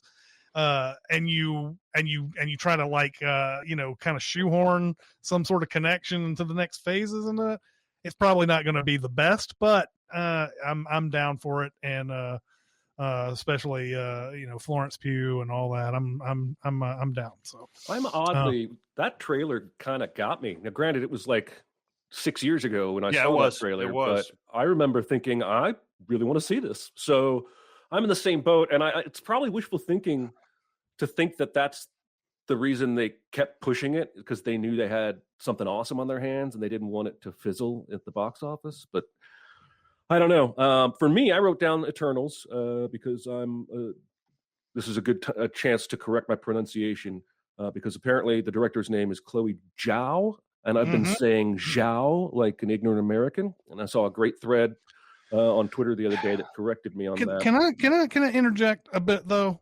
It's sure. not like it's not like we ever get to hear somebody's name. And here's another thing. We've been doing a bunch of interviews lately with people who have names that are hard to pronounce. Mm-hmm. And I go on YouTube and I look it up and I'm like, oh, that person said this name right in front of the person. And so that must be the right one. And then I go in the pre-show, I'm like, so is your name pronounced this way? And they're like, no, it's pronounced some other way. And I'm like, oh, okay. Cause on YouTube, this person asked you a question and they said your name and you didn't correct them, or they cut out the correction. I don't know. But I think we get a little bit too much shit about there's not knowing somebody's how it's pronounced a lot of times. Hey, we just had the discussion last week about Stephen Yeun's name. I think I said Yen and somebody else said Ewan, and I had that clip from Conan O'Brien's show where dude was like, he knew Conan for they went to Korea together for years. Mm-hmm. And on the way back from Korea, he's like, you've been mispronouncing my name the entire time. Mm-hmm. And he's like, what the fuck, man? We're friends. But it's apparently Stephen Yeun. And he never corrected Conan. He never, corrected other. It's like Steve Buscemi, who would, how many different pronunciations does he have? Right. Anyway, I derailed. Sorry, Jeremy. Yeah, sorry about that. I just wanted to interject. Nope. I think we hit ourselves over the head a little bit too much about our pronunciations. And once we figure it out, we try to say it the right way. So that's right. Anyway, we do. Eternals is very high on my list. I want to see what that director and her visuals do with Marvel property. But also, yesterday I saw on Twitter a video of Oscar Isaac training for the Moon Knight series that they're going to do. And I didn't know shit about Moon Knight, but Oscar Isaac got my attention. And so I looked it up, and he's kind of like a Batman, only he's got Barrett's favorite condition, dissociative identity disorder. Now, I see what's happening here, but I want to point out this is going to give us a chance, because from what I understand, each of his different personalities is its own character with their own motivations in terms of being a vigilante. I'm sure people are correcting me in the things already, but I love this actor, and I love the idea of him being able to play multiple characters in a superhero show. And apparently they're going to lean into mental health, and he's a former soldier who suffered trauma, and I don't know if they're going to go full disassociative or if they're going to, I don't know, like explain it away with a hand wave. But the training looked awesome. Like the fights were going to be awesome. And I love Oscar Isaac. So that one is now on my radar, and it previously was not. Is that on Netflix? It's going to be a Disney Plus show, I think. Oh, yeah. As Jonathan would say, "Durr." I know better than that. Yeah, those are good. Eternals, man. Eternals, I think, has the potential to really be great if they let that storyline really take root. And that cast is incredible, man. Yeah. I'm excited about that movie. I tell you what, it's been forever since I've seen Angelina Jolie do like a high profile role. Anything, you know? Yeah, and I know she's had some health issues, and I know, she went through the divorce and everything, but God bless her. God bless her. I want to see some more Jolie. And John Voight's her dad. I mean, come on. I mean, there's so many things. She's been dealing with the Voight. Yeah. Yeah. What I'm geeked about, and even though it's 2022, is the Doctor Strange sequel. Yeah. I've been on record as saying Doctor Strange is probably my second favorite MCU film behind Iron Man, the first Iron Man, because I think Scott Derrickson did something that nobody else has done in the MCU, is make a completely different style of movie. There's very little physical violence that happens in this film. The way it ends is unlike anything that we've seen. We always say that we see same versus same at the end of even a movie as great as Black Panther. It's same versus same. Not the case in Doctor Strange. You move past the Mads Mikkelsen character and get to Dormammu, and it's crazy. So obviously, the next one is going to be Multiverse of Madness, and that's such a gonzo title just on the face of it that I'm in. Then having seen WandaVision and how they could work in the multiverse, how much I love Benedict Cumberbatch. We're talking about him a lot today. How much I like him playing that character, especially now that Tony's gone, so that you don't have a lot of redundancy in there. I can't wait. I can't wait for it. I am also geeked about Eternals. I'm geeked about Far From Home. No Way Home. No Way Home.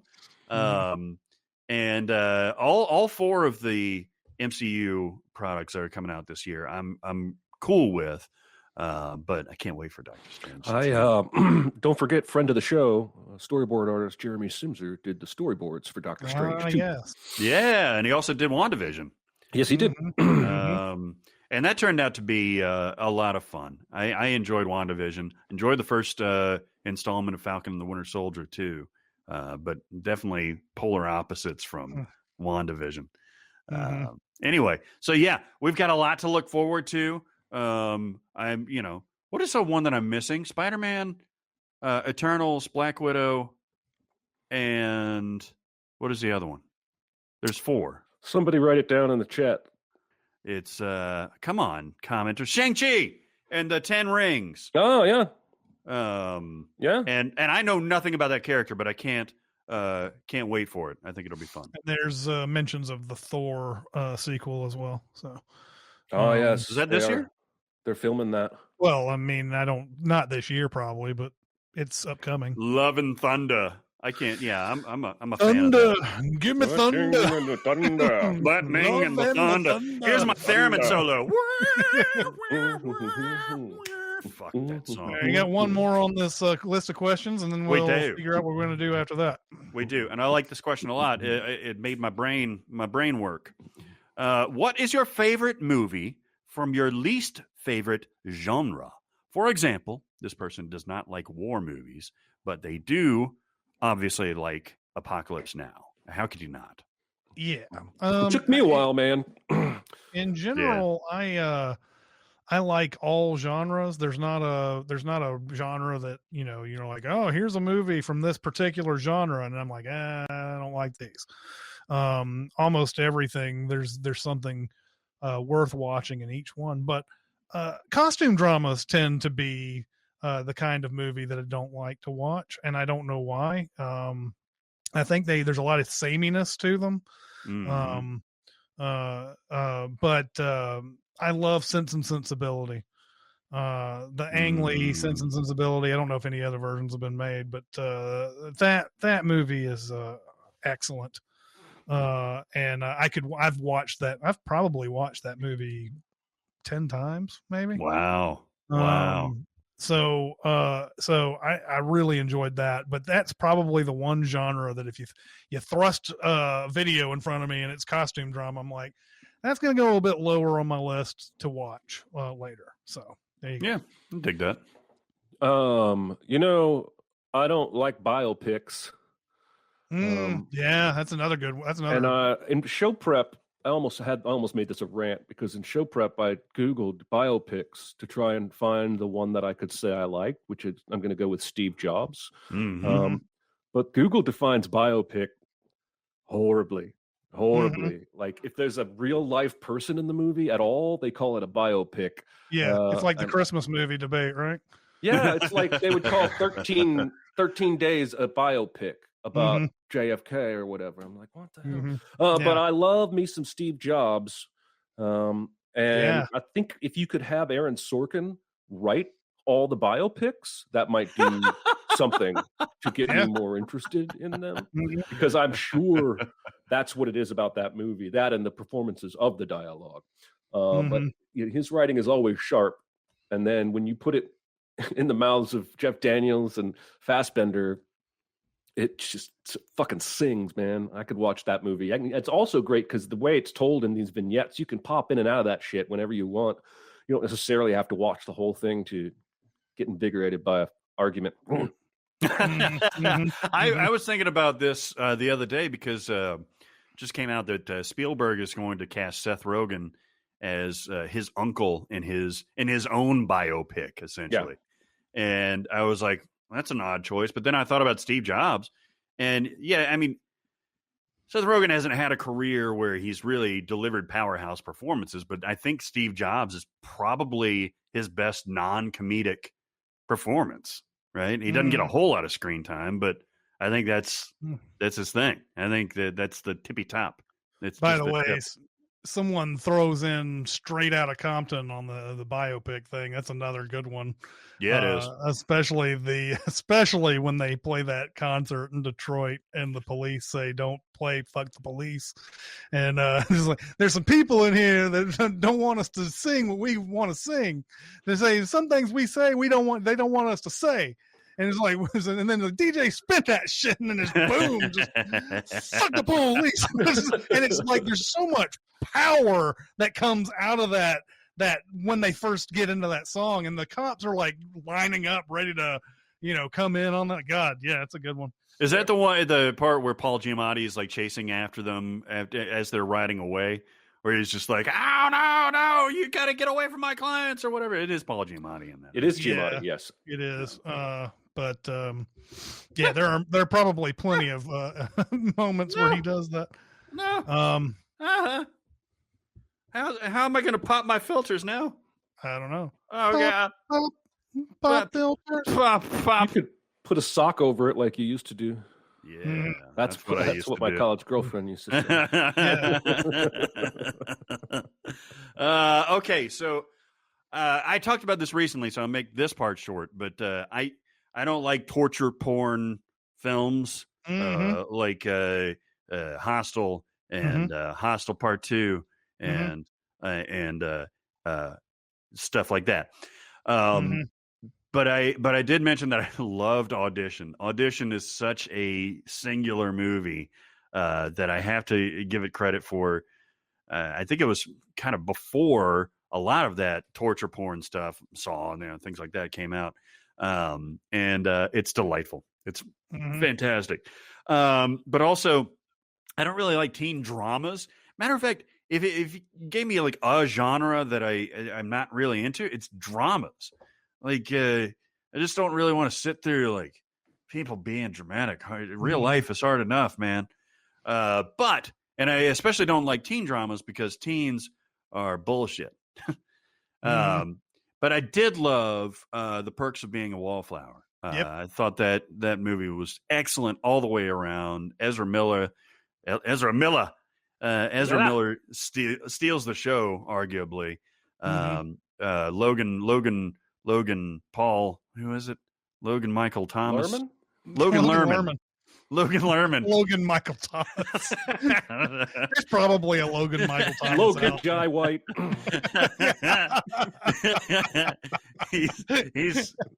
he's excellent. And then Emma Watson. This is probably my favorite performance from her post Harry Potter. God damn it, post Harry Potter.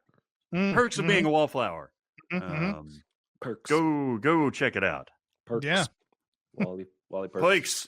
Okay, so are we going to take some questions from the people who are watching? What are we going to do? Let's see. Hey, Aaron, you want to come back in here and we can you can shepherd some questions in there? I need to know, Aaron. Could you hear us when we were in the waiting room?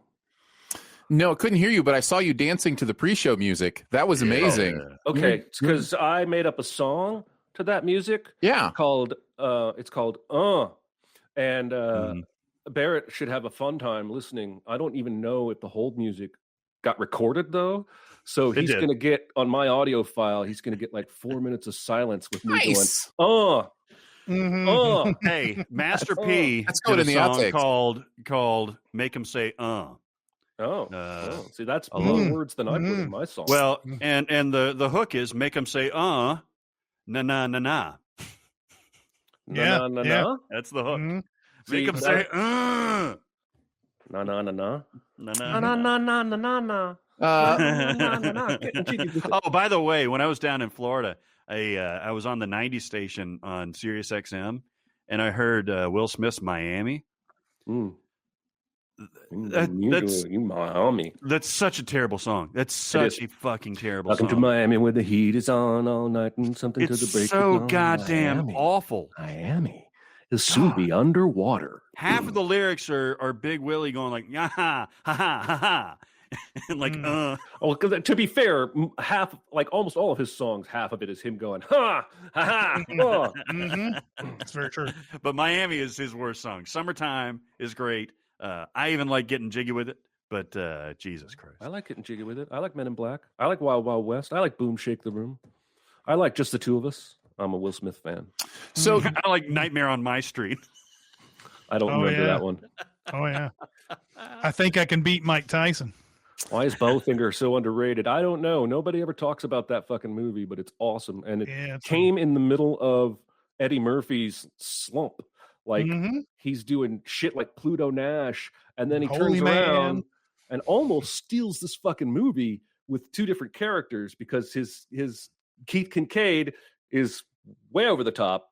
Wait, Keith Kincaid?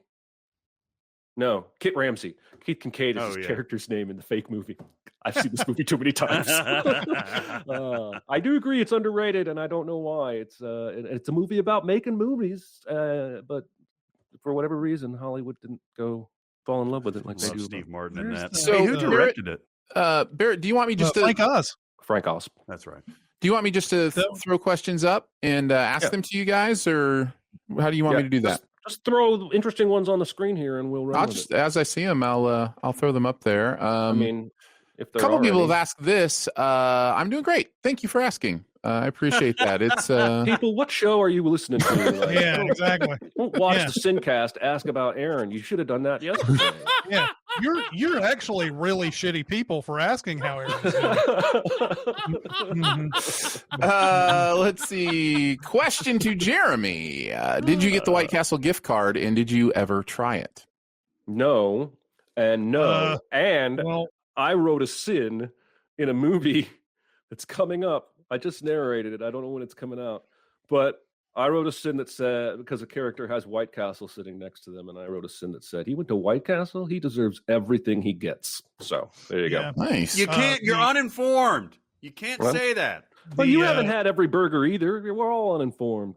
The White Castle card came in the P.O. box. Oh, it is here at my house, and I have not ventured to send it out or anything. I was sort of waiting, actually, until we could all get together again rather than just mailing it. Well, why don't we do that? We'll not... all go to White Castle together, and I won't order anything. Exactly. So, the fries are good.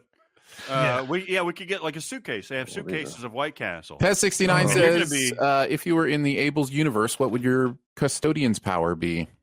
It's easy. It's telekinesis. It's the main character's power. Ever since I was a little kid, I thought this was like the whammy answer, because people would say, well, I want to fly. And my brain has always been, if I can move things with my mind, I can fly with my mind power. I don't need the power of flight. I don't need lightning bolts from my fingers. I'll grab one out of the sky with my telekinesis and throw that shit at you. Mind bullets. That's the reason. Mind bullets. Ready for the next one? Yeah. Oh, hang on. Okay. Hey, that's why. After watching The Invisible Man, I think I want to be invisible, or not all the time invisible. Be able to turn it on and off. I'm not sure one thought should follow the other. Stay with me here. I would use my powers for good and not evil. But it really is amazing how powerful this dude is, even though like he doesn't have superpowers. He doesn't have super strength or anything. It's just literally, if you get into the right position, which you can because nobody can see you, like you can overpower anybody. And that's dope. And plus you get to walk around naked if you want to, and just let that shit hang out. It's all invisible. Yeah. All right. Now, good enough. Now can we move on? Yes, we can. Laura says, when will Barrett's Red Pocket Squares hit the CS merch store? Monogram Pocket Squares with the M. Let's do it. That sounds lovely. We'll design it and put it up there, and then 3 of you will buy it, and 2 of you will return it. The wonderful. No, I'm not. I'm sorry. Let me clarify. That was not a dig at Barrett or his pocket square. That was a dig at me and how we have never been able to sell merch to save our lives. And it's just a constant struggle. That's all I meant. Barrett's pocket square is lovely. It really accents the jacket. I did not mean to disparage Barrett at this particular time. The comments have been very pro Barrett's look today. Lots of good comments on the jacket. I almost put a bow tie on. Nice for my thing, but it was a little too formal and a little too constricting. What movie characters would you recruit if you had to commit a heist? Movie characters. Well, I'm taking fucking Invisible Man, right? Yeah. I'm gonna heist with that fucker. I would take Robert De Niro's crew in Heat. Because they do go by a certain amount of rules. De Niro obviously has a break towards the end of one of those rules at least, and that's what leads to his downfall. But for the most part, that's a crew that just can't get stopped. So I just watched Heat like over the weekend. I hadn't seen it in maybe 10 years. I would cut some things, but it is so masterful at what it's doing, and he just cannot let it go, man. He just can't let it go. Nope. Yeah, he is free and clear, but he can't let it go. I also thought while I was watching this movie this time that in an alternate reality, he lets it go and gets on the plane and flies to Montreal and becomes the character in The Score. Frank Osmond, who does heists for money. I just think there's so much parallels between those two characters, but that didn't happen because he couldn't let it go. Well, and not only does he not let it go, and he goes back to Waingro to kill him and all that, and he's got to do the whole look at me. Yeah, and that's he's a good 10 seconds there. Yeah. So, Anyway. Yeah, I would take Ben Affleck's crew from the aforementioned town, and really Clive Owen's crew from Inside Man. That's a brilliant strategy for getting what he wants. But I think Affleck has a bit of the edge because he's got the physicality and he's got the crazy of the Jeremy Renner character, and which is essentially the Val Kilmer character from Heat. But I think he thinks these things out just as much as Bobby D does in Heat, and it's just fun. Yeah. WLV 540 says, podcast network, my film location from earlier. What is your favorite filming location that you've been to?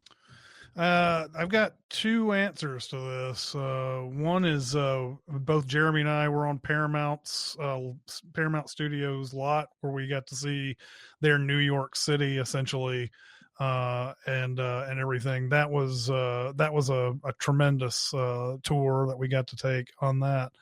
The other one is just because it was my hometown. At Close Range was shot in Franklin, Tennessee. Nice.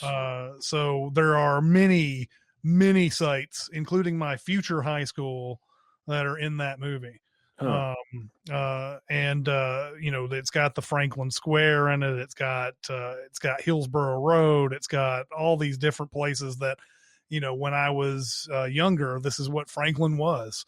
It's no longer some of it is, but no longer really that kind of Franklin. But watching Christopher Walken and Sean Penn buy a used car on Hillsborough Road and drive a little bit further down Hillsborough Road and sell the car for more money is a surreal sight. So. That trip when we went to the Paramount lot is in this book, but also I will never forget the two things that the tour guide told us. She pointed to a building that was like 600 yards away and said, Jennifer Aniston is in there right now filming in a Vino commercial. Yeah. And then she pointed at a doorway and said, that's where this character from Rizzoli and Isles lives. So if you ever watch that show and see her coming out of her brownstone, that's where they film every one of those entrances and exits. I always thought that was kind of neat. Go ahead. I was going to interject. Someone wrote The Last Castle down because I'm in that movie. That was not one of my favorite sets I've ever been to. That was one of the worst experiences of my life. I was working 3 jobs at the time and was just constantly not feeling well during all of that. So yeah, good one though. I mean, I have visited that set. I'm in that movie. Also on that Paramount tour, they have a building in the front of a lot that's circular in the front, and it's basically the on-lot movie theater where employees screen films or where they'll show footage. We thought they were bringing in J.J. Abrams when we were there, and they had to kick us out. But we got a tour of that, and downstairs in the lobby is where they filmed in Clear and Present Danger when Harrison Ford goes into a bank in Colombia or some fucking where. It was just this building. And the last one I'll say is when we went to Chicago, we stayed. This is 2015, and Barrett was there. We stayed in the hotel where they shot much of the ending of The Fugitive. Another Harrison Ford connection there. So. Yeah. Hey, I've got 2 that involve all 3 of us too. One of them is a Chicago thing. When you guys came up there, we toured around right by the river. A lot of the places where they filmed The Dark Knight. Marina City, which is the corncob buildings, where the opening sequence featuring Batman, where he jumps down the parking garage and says, "I'm not wearing hockey pads." And then, of course, I hate to say it, but that beautiful building that is Trump Tower, that blue building that was under construction during the Dark Knight, we went by there too. And the other one, which was a happy accident, we're walking down Venice Beach in Los Angeles, and we just say, "Hey, here's a restaurant. Let's go in there." And it turned out to be the epic fish tacos place from I Love You Man, where Paul Rudd and I got eggs. You got eggs. I got the fish tacos, and they were delightful. It was fun. Doc Trancy says, "What are good movies you like but you can only watch once?" For me, it's Whiplash. Oh, that hurts me. But I understand. Barrett turns around. God, I have to think about this one. I think I've said this before, but The Deer Hunter. I love The Deer Hunter. I know, Chris, you weren't a big fan of it, but I can only watch and I know what's going to happen with the Russian roulette scenes. but I can't watch it again. That it's a trigger, no pun intended, trigger for me to watch Russian roulette things, especially towards the end of that movie. So I'm good with having watched it once. It's weird because that movie would fit my answer, but I have seen it more than once. So have you really? Yeah, because it's one of those movies that I have been told over the years is so great. And so I have watched it 3 times maybe to see what's good about it. And every time I'm like, this is a piece of shit for a long time. And then Christopher Walken does the Russian roulette stuff. And that's the only thing that's exciting and tense to me in the whole movie. And everything else is like, they're like Pittsburgh steel workers or some shit. And it's taking them forever to get to the war. And they go out hunting. They go out for the deer hunting. And it's, there's a metaphor in there somewhere. And then they go to Vietnam. And I didn't like it at all. They go out and they do the deer hunting. They're hunting the deer. Yeah. I would usually say something like 12 Years a Slave. I think Requiem for a Dream is really good, but I'll never watch that shit again. There's a certain amount of disturbing that I can endure once for the sake of art, but that I don't want to go back to because it's not, I was thinking about this the other day. Not all movies are meant to entertain me, and some of them are meant to teach me, and some of them are meant to educate me and show me something I'm not aware of. Not always supposed to make me get out of my seat and cheer, but I gravitate towards the movies that make me get out of my seat and cheer or laugh a lot. That's why I'll watch a bad comedy like Vacation or Horrible Bosses 2 over and over and over, but I won't go back and watch Requiem for a Dream again because I've seen it and I've appreciated its art and I've moved on with my life. Since we've been talking, I think, a movie that we briefly alluded to earlier in this is Leaving Las Vegas is another movie. I don't think I have to see that more than once. Yeah. It's tough. There's something about movies when they depict alcoholism. It's just too much a lot of times, especially Nicolas Cage in that movie. He's deserving of his Oscar and everything for that movie, but, this is why I was talking when we were talking in the year-end podcast about Another Round. I was hesitant to watch Another Round for a really long time because I thought it was going to be that, but almost every alcoholism movie has the same sort of formula to it and everything. And it's just, and a lot of times I don't feel like they're doing any of us good. They're not getting us to sort of understand the situation. It just seems like, oh, what a failing this person has, instead of like, really getting to the root as to why these things happen. That's one that I don't think I have to watch again, although I've probably seen pieces of it since I last watched it. So I saw somebody mention Nymphomaniac as being one, and you take that back. I can watch that many times over. And everybody has their favorite porn, Barrett. I will say, first of all, apologies. I know we can't get to all these questions, but I do want to know, Barrett, how many, you have an idea about how many more you want to take? And I'll just because there's plenty of them. 2 more? All right. Yeah, I was thinking 2. Let's see. Well, this isn't so much a question, but Jeremy, where's Louise's curtsy? # justice for Louise. You promised Louise a curtsy on Twitter. Oh, here we go. There it is. There it is. I like how you the sea there. I only learned how to curtsy for Louise at last year's Sin Week when we had told them ahead of time we're not going to like shake hands and shit because of COVID. But now I curtsy all the time, man. Like I opened the door for a lady at the store the other day, and you step back with one leg, and go down a little bit as you do it. Like, pretend you're a bird. Or pretend you have a dress and you're pulling your dress out to the side like you're on Everton. All right. Bridgerton. I've learned something today. Cal asks, what is your dream merch product? An actual pitchfork. Like a full-size pitchfork. I love how you had that in the chamber fucking ready to go, man. Previously, I actually thought about this. I think that would be rad. gonna take some doing, and I'm not sure how many people would buy them, but that is definitely what I would do. I'm like actually afraid I'm actually afraid to mention anything because somebody's going to be like, we do sell those. We should do beanies. Yeah. Pitchfork is the best answer, but I don't know. Coasters? We've got coasters. Somebody even sent us coasters. Oh yeah. You don't sell them. We don't sell them, but the coasters they sent were awesome. They might even be in this chat right now, and I'm being a dick and not acknowledging who it is. I always thought that thongs would be nice. Thongs. What? Thongs? Yeah. Oh, have a little I thought you said thongs on the front. Where else? But yes. Where else? Well, it's pointing to the important part. If you position it right. Let's see. And can you put him in? No, you're right.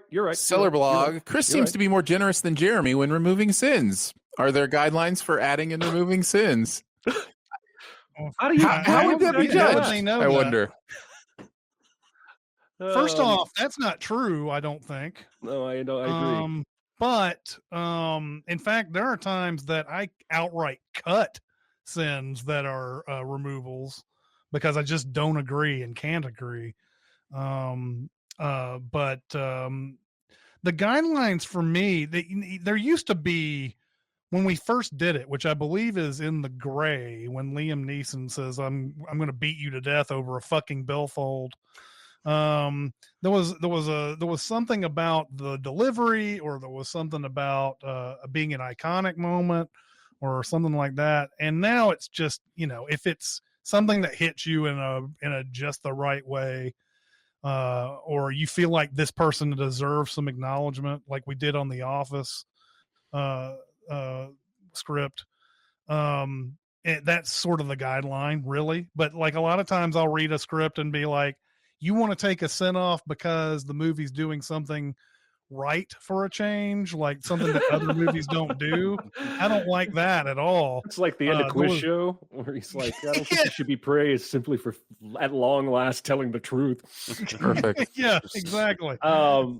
What's fun is when multiple writers on a script disagree. Like my favorite one was Dicer and I doing the Aladdin remake, and he really enjoyed that. The Will Prince Smith Ali take on that Prince Ali.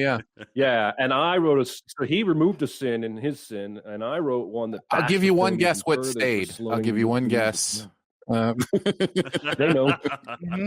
They know. I overruled you on that one. It doesn't happen very often, but it is funny, like Chris says, when you're going through a script and you're like, that gets a sin removal, but this movie's a turd. Like, because I think what it is that we genuinely like movies and we feel bad sometimes beating up or only beating up on a movie. So it trains us to maybe look for good in places where it isn't there. Yeah. I don't know. All right. Hey, I want to thank Aaron Dicer, who has been behind the scenes all day today and will be doing this every session this week he's been involved in, and he set up and he planned, and you guys probably don't necessarily know that, but he and Jonathan and Danae do a lot more than we do in terms of the hands-on Sin Week planning and managing the Sin Club at Patreon, and they deserve all your kudos. And I want to personally thank everybody in this chat and everybody that had to duck out earlier and everybody that's watching this later on because you couldn't be there live. We really, really appreciate your support. Very nice. Mm-hmm. Yeah. Dude, we can't say it any better, man. Yeah. I second that. I sound like an awful person. And maybe bonus footage can show how white Jeremy was when he first came on. I can show everybody how white I was. No, this is fantastic. This was a lot of fun. Next year, baby. We're going to do this. Next year. Right in front of your eyeball. Curtsy and in person. Mm-hmm. We're gonna eat, we're gonna drink, we're gonna be merry, and yeah, it'll be a lot of fun. But this sounds like an Eminem. It sounds like an Eminem lyric. Curtsy in person. What do you want me to do? Curtsy in person.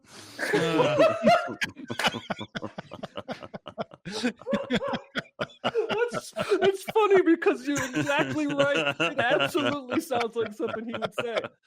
Yep. Oh, Jesus. All right, that's going to do it for this week. Keep going to SinCast presented by Cinemasins on Facebook. We're also on Cinemasins Twitter, Music Video Sins Twitter. We're on Discord and we're on SoundCloud. If you want to get on Discord, just go to Facebook and private message me, and I will give you a link. But that's going to do it for this week. It's Chris Atkins and Jeremy Scott, Barrett Share, and a cameo from Aaron. We'll see you next time. Thanks for listening. Comment on our episodes on our SoundCloud page. Check us out on YouTube, Twitter, Facebook, and Reddit. And be sure to visit cinemasins.com.